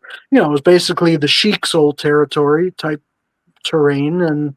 But I think what Coach Kurt became a lot more well known for was he had one of wrestling's first major league free 1-900 lines, basically, where you didn't pay, but he would give you all the wrestling lowdown and news and rumors. I believe it was free. I think that was the what made it so whatever. And he it was well regarded that way. And I enjoyed my relationship with Coach Kurt professionally, and of course, as I said, Al Snow was working a lot of those territory shows in those days in the Michigan, Ohio area, especially Lima, Ohio, and areas, cities like that. And I was just remembering the late Coach Kurt, and today I was just thinking about Kurt. Maybe because I was thinking about Leaf Cassidy and Al Snow, maybe that's why I was thinking of Kurt, sort of unsung hero of of wrestling. And I remember the newspaper actually there where he lived did a story on his passing because he was very well known in the area. He wasn't well known in other areas, but in his area, he was kind of well known. And it's funny when I think back to many of those unsung heroes of different independent and regional territories that have all been forgotten as WWE swallowed up the narrative of, they're not going to mention you. How many people are going to know about you unless they already did? So Coach Kurt falls into that category. And but I often think of Coach Kurt and Al Snow together. So I don't know who Coach Kurt is. I don't know who that is, but most people do. Most people don't. But if he means something to you, he definitely means something to me. Well, thank you. He was in charge of, I believe it was MCW, Motor City Wrestling at the time. At this point, I won't turn back into Homer Simpson and say, for more information about MCW, please consult your local library. No, yeah. I mean, unlike learning the ropes, you're probably not going to find too much in your YouTube search bar there of MCW. I'm guessing. I still have a lot of the literature, but yeah. Anyway, we're talking about one night only, the first UK pay per view, and you said you remembered the Triple H Dude Love match. I think you said you Well, I remember. remember most of it, but here's the thing. Now as we were discussing it and as you were talking about it, this is the thing. Though, I watched it on pay per view late on a Saturday night, early Sunday morning. But I do remember said event taking place earlier. It wasn't live. This was pre-taped, so to speak. Yeah, yeah. And I do remember seeing the results weeks before it actually aired, because I remember this was at the time. And shout out to my cousin Mark Cabana. Mark Cabana he's been a wrestling fan on again, off again. Is He he still related to watches. Colt? He's no, he's not related to Scott Colton. Actually, his real family name is Cabana. It's not Colton. So I rest assured, if he was related to Scott Colton, one Colt Cabana, I would know. But no, thank heavens they're not related. Spoken like a Because true I CM would Punk. want to know. I would want to know if Scott Colton actually shares a bank account with his mother. But that's all I'm going to say about that. All right. Sorry, go ahead. No, but I remember. Both of us remember looking at the results as it went down, and it was one of those things where. And this was right around the time when we were geared and ready for Survivor Series 1997, which of course wouldn't go down until November of 97. But we all had our tickets in advance, which went on sale in the summer of 97. And we got our tickets right then and there. And believe you me, they went fast. They sold quicker than you could ever imagine. Well, yeah. I mean, it was the first pay-per-view that Montreal would ever host. I mean, as far as I remember. Yes, absolutely. So I remember us reading the results. I remember us looking at the results, but I had to see the pay-per-view for myself to see it all go down, which I did. And I remember most of the matches. Like, you summarized it. We talked about Leif Cassidy taking on Tiger Ali Singh, and then you had the Headbangers going up against Los Boricuas to retain the tag titles, and then you had the Patriot against Flash Funk, and then LOD taking on Mark Canterbury and Dennis Knight, who were here last week as part of Slamfest, and it was an honor, great privilege meeting them both, and it was great. And then Vader would defeat Owen Hart, and Bret Hart would defeat The Undertaker by DQ, Shmeq, nobody cares, bro, to retain the WWF Championship. Yeah, and there are some notable notes there. I mean, first of all, the Patriot was quite interesting because he was so heavily booed by the British crowd because he was all draped out in the American, stars and stripes, and like his tag team name with Marcus Bagwell in WCW. And this was during the time where the Canada and the World versus the USA feud was really hot with the Hart Foundation against everybody else who was American.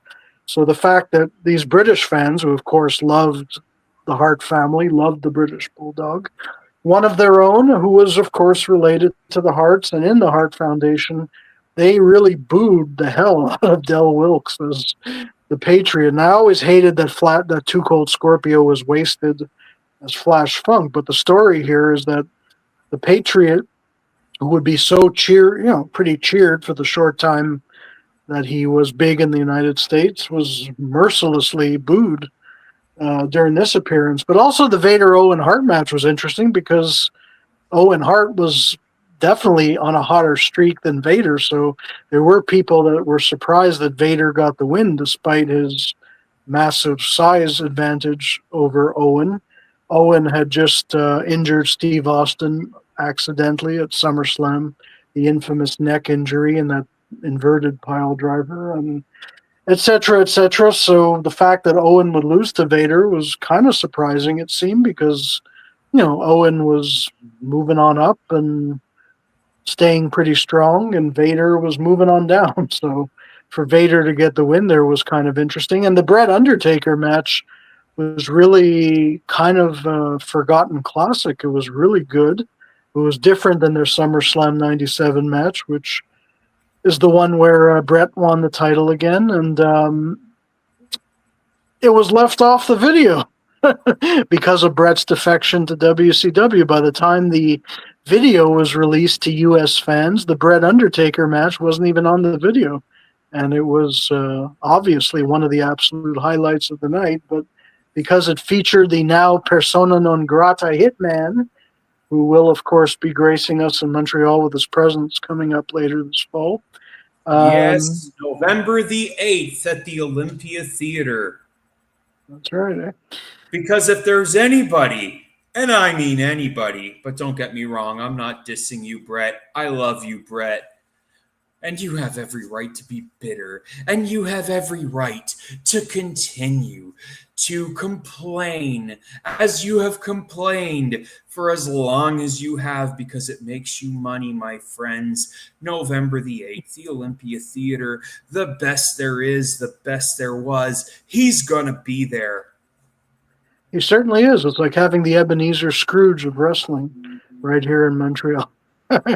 Well, at least he's good to his fans, although if you want a lot from him, it's going to cost you. But I guess this is his bah humbug to his fans. Sorry, Bret. I just had to throw that joke in there for humoristic purposes. It is pretty close to the Christmas season when he's coming, so it's appropriate. I mean, can't take away from his status as a legendary Canadian athlete and one of the most... Uh-oh. I do intend to have Bret sign this because I did. Hold on, let me stand up here. Be a lot easier because I did actually get this signed by Bruce Hart recently. Look at that. Fantastic. He did one of the hearts. Now it's time for the heart. And many thanks also. Many thanks to Bruce Hart. Many thanks to Bruce Hart, as well as Time Billington or the Billington family. Great conversation, great time had. Was great to meet Tom's widow, Tom's daughter. And we shall see what comes of this. Yeah. That's amazing. That's great. And exactly. So on this show, which many American fans didn't get to see that match, Bret and Undertaker had another absolute classic where it's like a forgotten classic. And it was forgotten on the videotape on purpose. So the focus was fully, I guess, for everybody else, for Americans for sure, on the Shawn Michaels Bulldog match, which was quite controversial because despite being the hometown hero, despite having a sister with a terminal illness, Davey Boy lost. And there were a lot of people upset that maybe the politics of D-Generation X behind the scenes, now that the Click wasn't a thing, but D-Generation X was a thing, that maybe they had arranged for the finish to be changed. There was a lot of controversy if that was true or not. But of course, they toed the line at the company and said no. The idea of this was to create hype for a return match, which when they would come back to England. But of course, by then Davey Boy was gone, as far as I recall, from the WWF, and would be plying his trade in WCW at that time. So it was never meant to be, unfortunately. But there you go, Shawn on top in his last few months as champ here. So, in this case, the European. He wouldn't be champ till Survivor Series, of course, but he did have his European title run, whatever that was worth, as a result of. Well, he would eventually drop it to his good buddy Paul. Yeah, very memorable. That's it. So yeah, so this is one night only. I don't know if it's a forgotten show, but it's sad that the Bret Undertaker match was forgotten by many who only Well, saw the it's video. gone, but certainly not forgotten. We've reminded each and every one of you of it. Yeah, and I shouldn't say forgotten. Those people may not have known about it much in the first place. Yeah. All right, on that note, the last subject we're going to talk about, and this is going to be this is interesting because this is where we go way back. So this takes us to the 23rd of September, 1985. And at that time, at the Montreal Forum, you had 9,000 fans in attendance.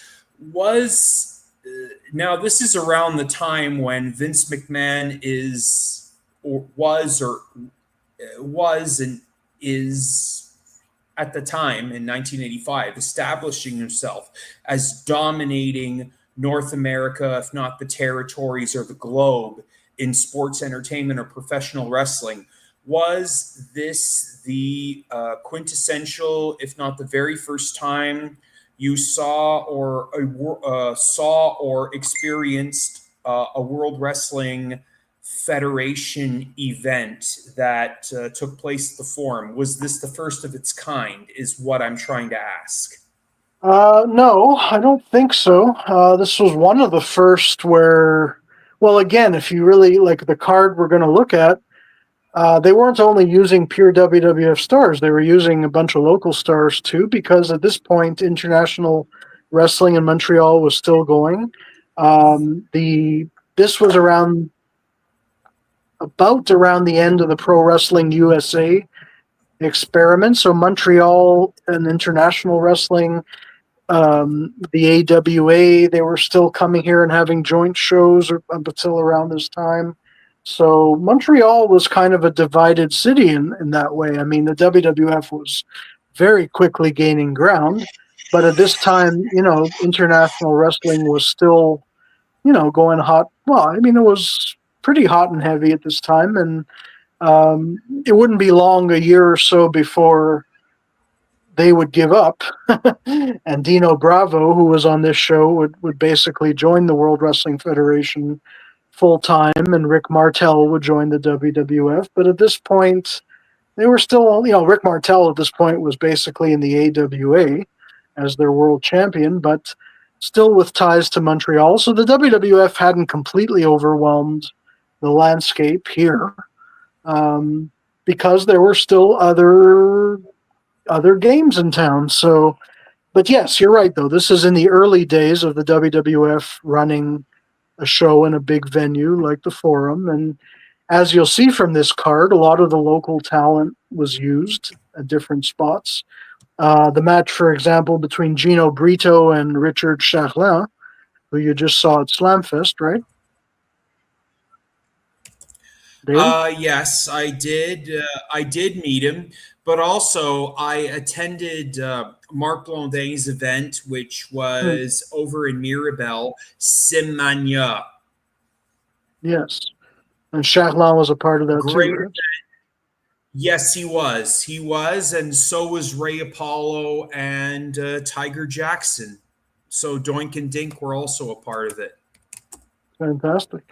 Yeah, so at this Forum show, I mean, Gino Brito versus, I should say Gino Brito Jr., not the famous Gino Brito Sr. is the one who people know better, who was in charge, one of the owners of International Wrestling. You may have seen him on Dark Side of the Ring. That's Gino Brito Sr., but this is Gino Brito Jr., who was wrestling in Montreal at the time and was on this Forum show. But once again, you had the hillbillies on this show, just like the Nassau Coliseum show. This was Cousin Junior and Uncle Elmer. Were they the ones? Yeah, it was Uncle. Yeah, the same ones that wrestled the Dream Team at the Nassau Coliseum. In this case, they went against Mad Dog Lefebvre, a purely Quebec star who wrestled for International Wrestling. Mad Dog Lefebvre, but here he was at the Montreal Forum show teaming up with Destruction Number One. I don't even remember who that was. It was probably a Quebec guy too. Might have even been Charlin. Who knows who it was? But Somebody, if anybody knows, let us know. yeah, well, that's it. You can maybe win a prize like we were talking about last. So, in essence, basically, um, instead of wrestling the Dream Team, Uncle Elmer and Guzzard Jr. were wrestling Mad Dog Lefebvre and the Destruction Number One. René Goulet was on this show, teaming with Iron Mike Sharp, Canada's greatest athlete. Teaming up with the former sergeant, René Goulet, and they actually went at it and lost to the Rougeau brothers. And Jacques and Raymond had just come off their big feud with the Garvin brothers, which we've talked about on this show. And we've met them in person about a year ago.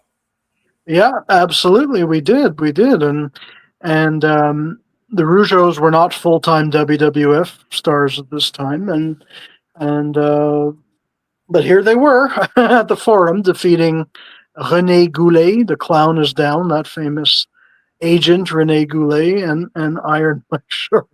Speaking of Doink the Clown, which you just did, the other Doink the Clown, Matt Bourne, the original Doink the Clown.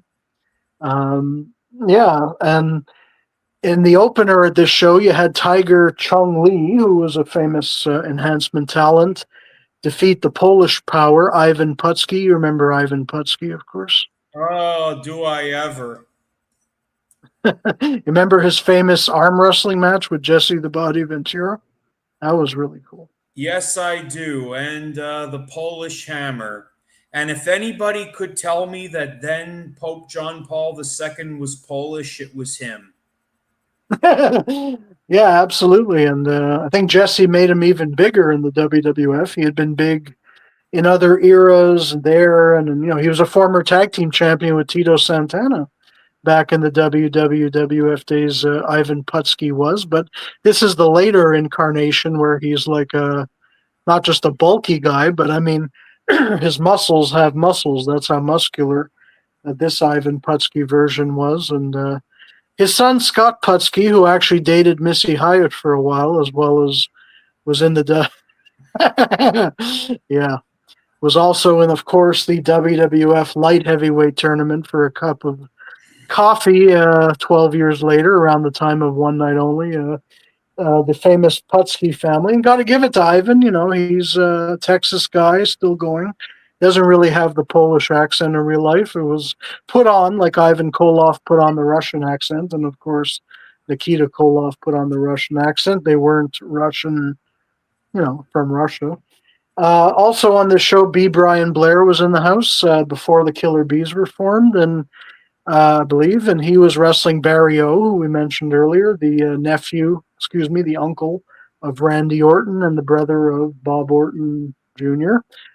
Barry O, though, was an enhancement talent, and B. Brian Blair was going to be given a shot to rise up the ladder. So on this Montreal show, speaking of Tito Santana and tag team champions, look who Tito Santana was wrestling on this show. He was the Intercontinental Champion, and who did he beat? Sailor White. Sailor White. I don't know. I know the name Sailor White, but I don't know if ever we're going to discuss Sailor White anytime soon. So time like the present. Right, and I've mentioned Sailor White before, but mostly because he was one of the Moondogs at one point, not the original, but he was after Rex and Spot, and around that time he was a Moondog. I think Moondog White, if I'm not mistaken, was his name. But yeah, Ed Sailor White was a guy from, I want to say, New Brunswick, Newfoundland, somewhere out there east in Canada, who made himself a name, and he did wrestle as one of the Moondogs as well as himself. The reason he's near and dear to my heart is because for a time he was managed by my mentor in the pro wrestling world, the guy who taught me the ropes not long after I started Between the Ropes. Actually, I think I didn't know him at that time. I met him I was on the radio with him when he used to do wrestling radio in Montreal in 1990. And in 91, I started Between the Ropes. And then early 92, when he was going back on the radio, we met and he wanted to have me on, and we developed a close relationship. I'm referring to the legendary John the Mountain Woods, who was a wrestling writer, wrestling manager, etc., etc. He became in 1990 Sailor White's manager back in Sailor White's final in-ring days, I guess you could say, the period where he was, and there was even an article in the Montreal Gazette, I recall, I have it actually, about Sailor White, and I believe John Woods contributed to the story, mentioned to it. John Woods actually used to write stories in the wrestling magazines. Some of his stories were published. He did other things too, but his wrestling stories were sometimes published in the newsstand magazines, and not for Bill Apter's publications, I think, but some of the other magazines. John Woods had written some articles for them, so totally loved my relationship with him. I credit a lot to him, and he managed Sailor White, so Sailor White was also near and dear to my heart. Because of that, because of was Canadian, and was a moondog. He was a moondog too. So, yeah, anyway, Sailor White, though, lost on this forum show to Tito Santana. Can you give us an arriba? Arriba! Thank you very much. And this is actually a few months before Santana would lose the Intercontinental title to Randy Savage at the Boston Garden, which was a pretty famous match and title switch. And it goes on, and the last two matches on this forum show was the one and only Tony Atlas, a pretty colorful guy in the history of wrestling for many, many reasons. And he would actually wrestle the kayfabe uncle of Carl Leduc, who was also at Slamfest, right? Carl Leduc was at Slamfest. Yeah, that's what I'm saying. Yeah, so he would wrestle the uncle. And, before we go on, I must mention this about Carl Leduc because I got the opportunity to meet him. As most of you have seen, for those of you that are Facebook friends of mine or saw the pictures that I posted over the weekend when it came to Slamfest. I got the short privilege or opportunity to talk to Carl, and I mentioned your name, and he remembered you, and he's so thankful and he's so grateful for the care package that you sent him.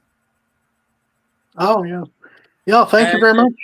And on top of that, now that I remember and it's in my mind, I don't want to forget this, but Carl Leduc is or will probably be a guest on our show.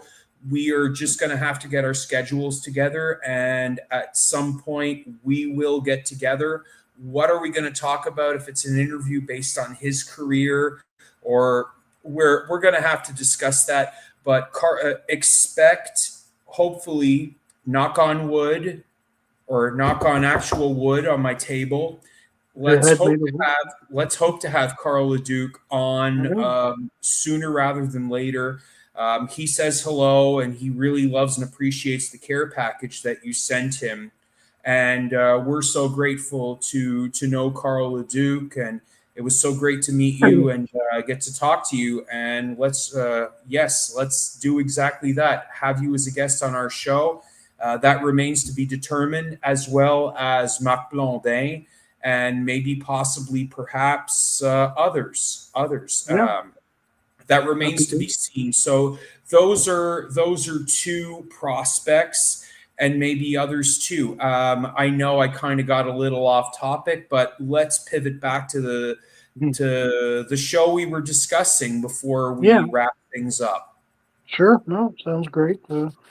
Shout out to Carl Leduc, and in this show, his famous uncle, the Mad Dog, not Mad Dog, but Joe Leduc, the lumberjack, who made a huge name for himself in Memphis and in Quebec, of course, wrestling with Carl's father, Paul Leduc. And this is a couple years before he would have a brief run in the WWF, managed by Frenchie Martin as the headbanger, Joe Leduc.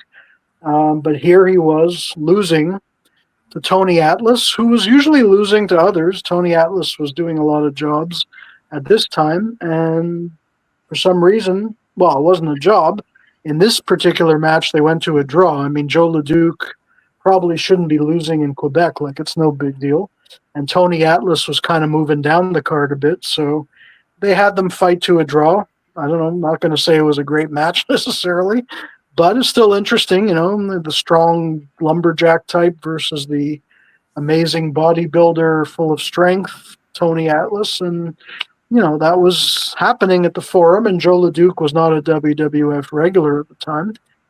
So again, you had local talent helping fill out the show, albeit local talent that had done great things elsewhere too.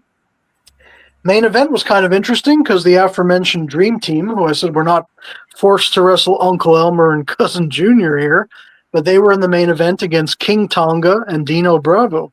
Dino Bravo, who was still running international wrestling at this time. And of course, King Tonga, who would go on to be Haku, King Haku, Ming, etc., etc.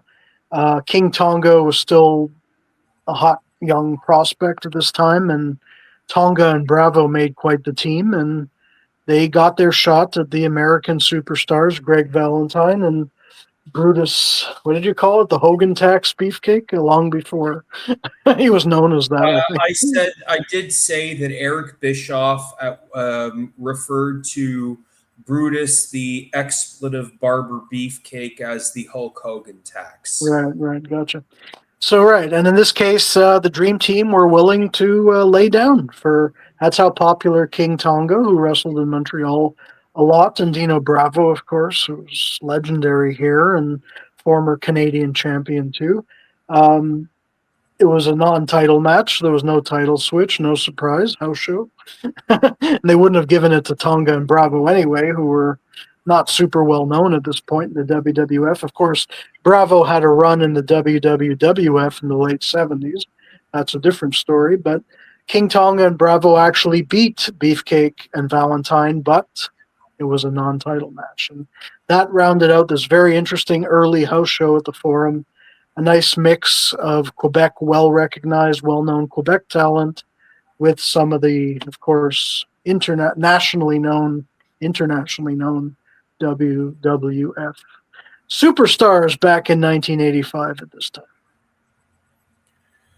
Well, before we put a bow on this week's episode, so Steve left us some messages in our StreamYard chat, and yes,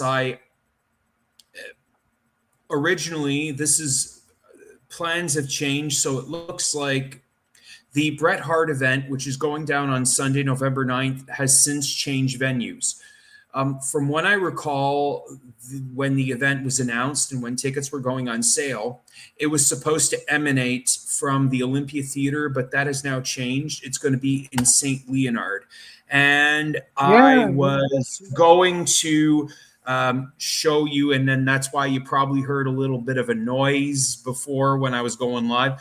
So it's going to be at the Centre Leonardo da Vinci, which is located at 8370 Lacordaire Boulevard in St. Leonard, which is the exact same venue in which Allan and I, as well as others, met the Rougeaus and the Garvins.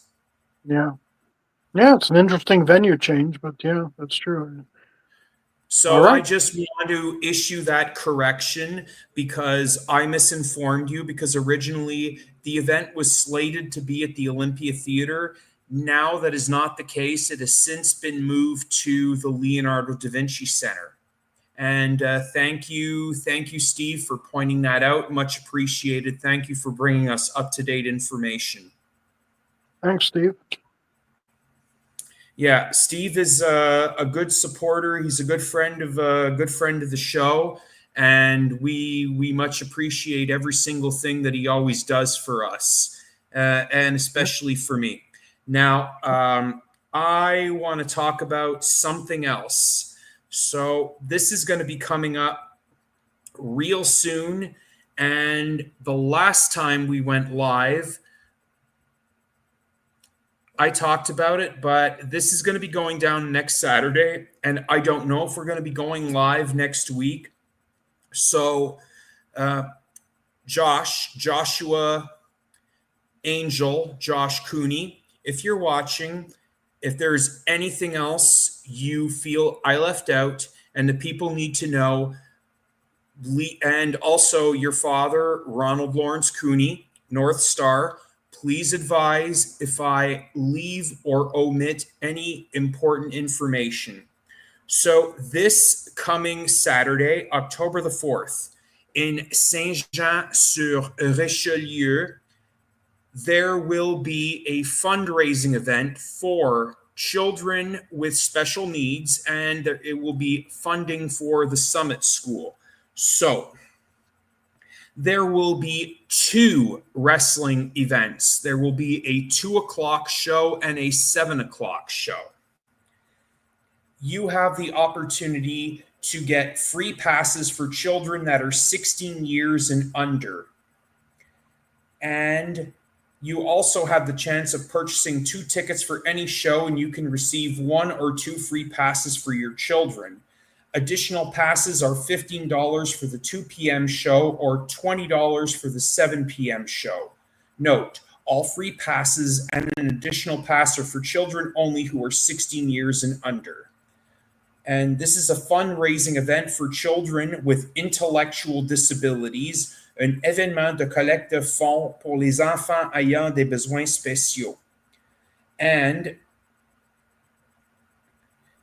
it's going to be at Deck Hockey Saint-Jean, located at 435 Rue Laurier ou 435 Rue Laurier à Saint-Jean-sur-Richelieu, or FML Lutte Dojo. So,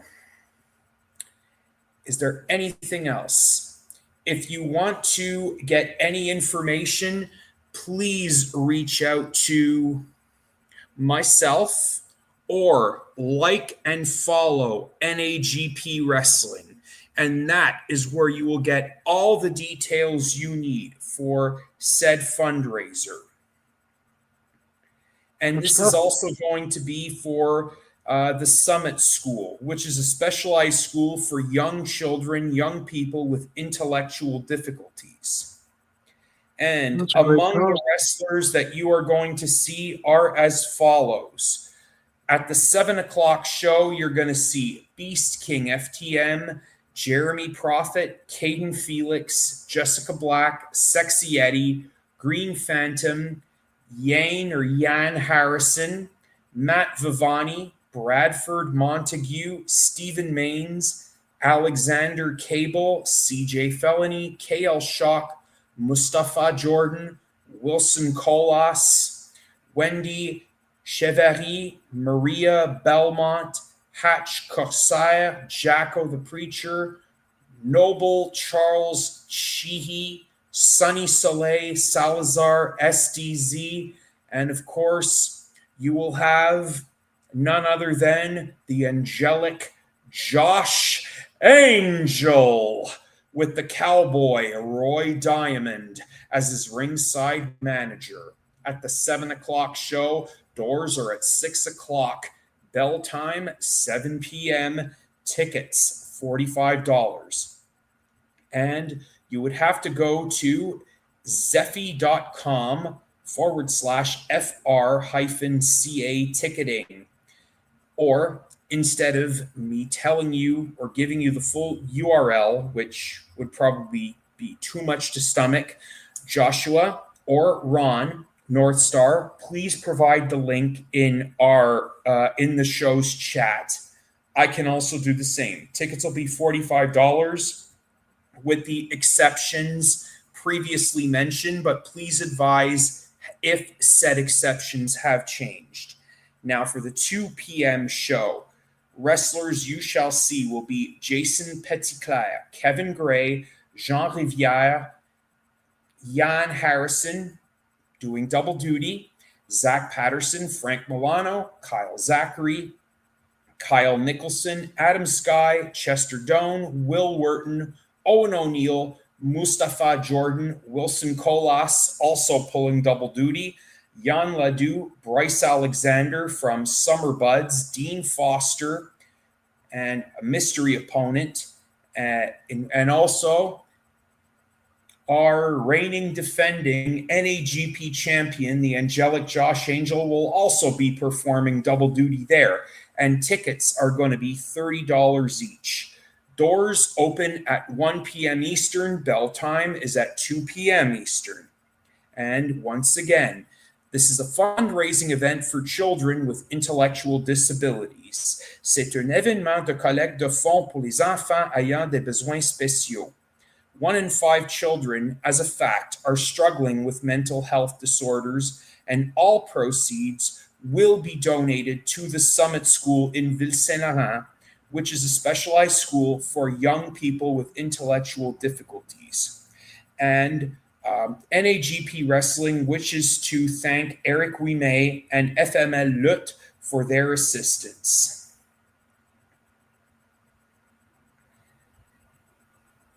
And for any other further information, you can reach out to Ronald Lawrence Cooney, Josh Angel, or just like and follow NAGP Wrestling on their Facebook page for all the necessary information. It's going to be a one-of-a-kind fundraiser, and it's for a good cause. And hey, I'm most likely going to be there. So you're going to probably see me active, one form or another. And Wow. hey, let's have some fun. Let's have some fun, and it's for a good cause. Excellent. So on that note, we're going to put a bow on this week's episode, and I want to thank you all for joining. We will most likely be back if we're up to it. I wouldn't say if we're up to it. We try to make it a point to be here each and every week. We always try to have some interesting topics to talk about, which are pretty much outside the box. I think most of you can agree with that. It's outside the box, and most of you don't know what in the hell we're talking about unless you're an encyclopedia or wrestling or a bunch of wrestling nerds, aficionados, or encyclopedias like the two of us are. Well, as I've seen, when people I know have tuned in, they actually like that they don't know what we're talking about, and they feel they've learned something at the end. So it's beneficial. Anybody can talk about the obvious stuff, but we're outside the box for a reason, and we help people learn new ways to manufacture that box and learn some new stuff. Isn't that the interesting thing, is to learn something new rather than talk about wrestling? Yeah, that's the whole point. Exactly. Anybody can talk about WrestlePalooza. Anybody could talk about AEW, what's going on, but how many people can talk about what we're talking about? That's why you come here, for unique, sleek, and chic. Which reminds me, and this is quite important, because it's great that each and every one of you tune in. But the fact of the matter is, we are still a fledgling community. So with that being said, spread the word. Tell your friends. Tell as many people as you can that are fans of professional wrestling. And for those that like to watch something that is beyond outside the box. So if you are sick and damn tired of those folks in the quote-unquote IWC or the internet wrestling community that talk about AEW or WWE's current quagmires, conundrums, dilemmas, difficulties, quarrels, and any other noble words I could think of in the far corners of my brain to further back up the struggles or anything else of that matter that they are dealing with. We do things outside the box. We try to focus and reminisce on better times, not the current moment. Yes, there are times where we will visit things that occur in present time, but WrestlePalooza, let alone All Out, is not worth it. There are many people that have given their quote-unquote honest review of what went down, and neither Allan nor myself feel the need to add our 2 cents. We decide to disabuse and distance ourselves from said events and talk about other things. Well, one way I could say it is a little less IWC and a lot more ICW. There you have it. There you have it. And there was more than one ICW. So there, put on your thinking cap, folks. Do your homework, damn it. Yeah. Otherwise, David will slap you in the knuckles with a ruler. Corporal punishment, David Buchanan. Well, I don't have a ruler around, but I might have something I could beat you with. Not Yeah, you. No, Not but you. I think you have that kendo stick from the old Tommy Dreamer Sandman matches or whatever. Raven. I wish. Need a good kendo stick or a Singapore cane, as they used to call it. On that note, we're going to end on suggestive violent weapons I should own that I don't. You're working on it. That's all good. Yes.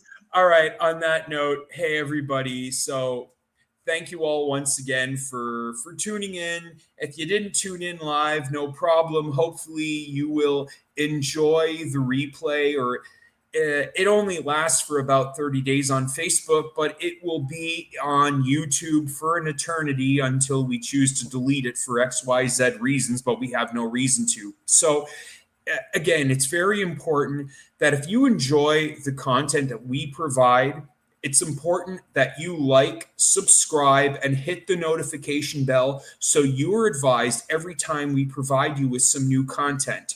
We are still in its infancy. Our subscribers are quite abysmal and quite slow, or quite small, and it's slow.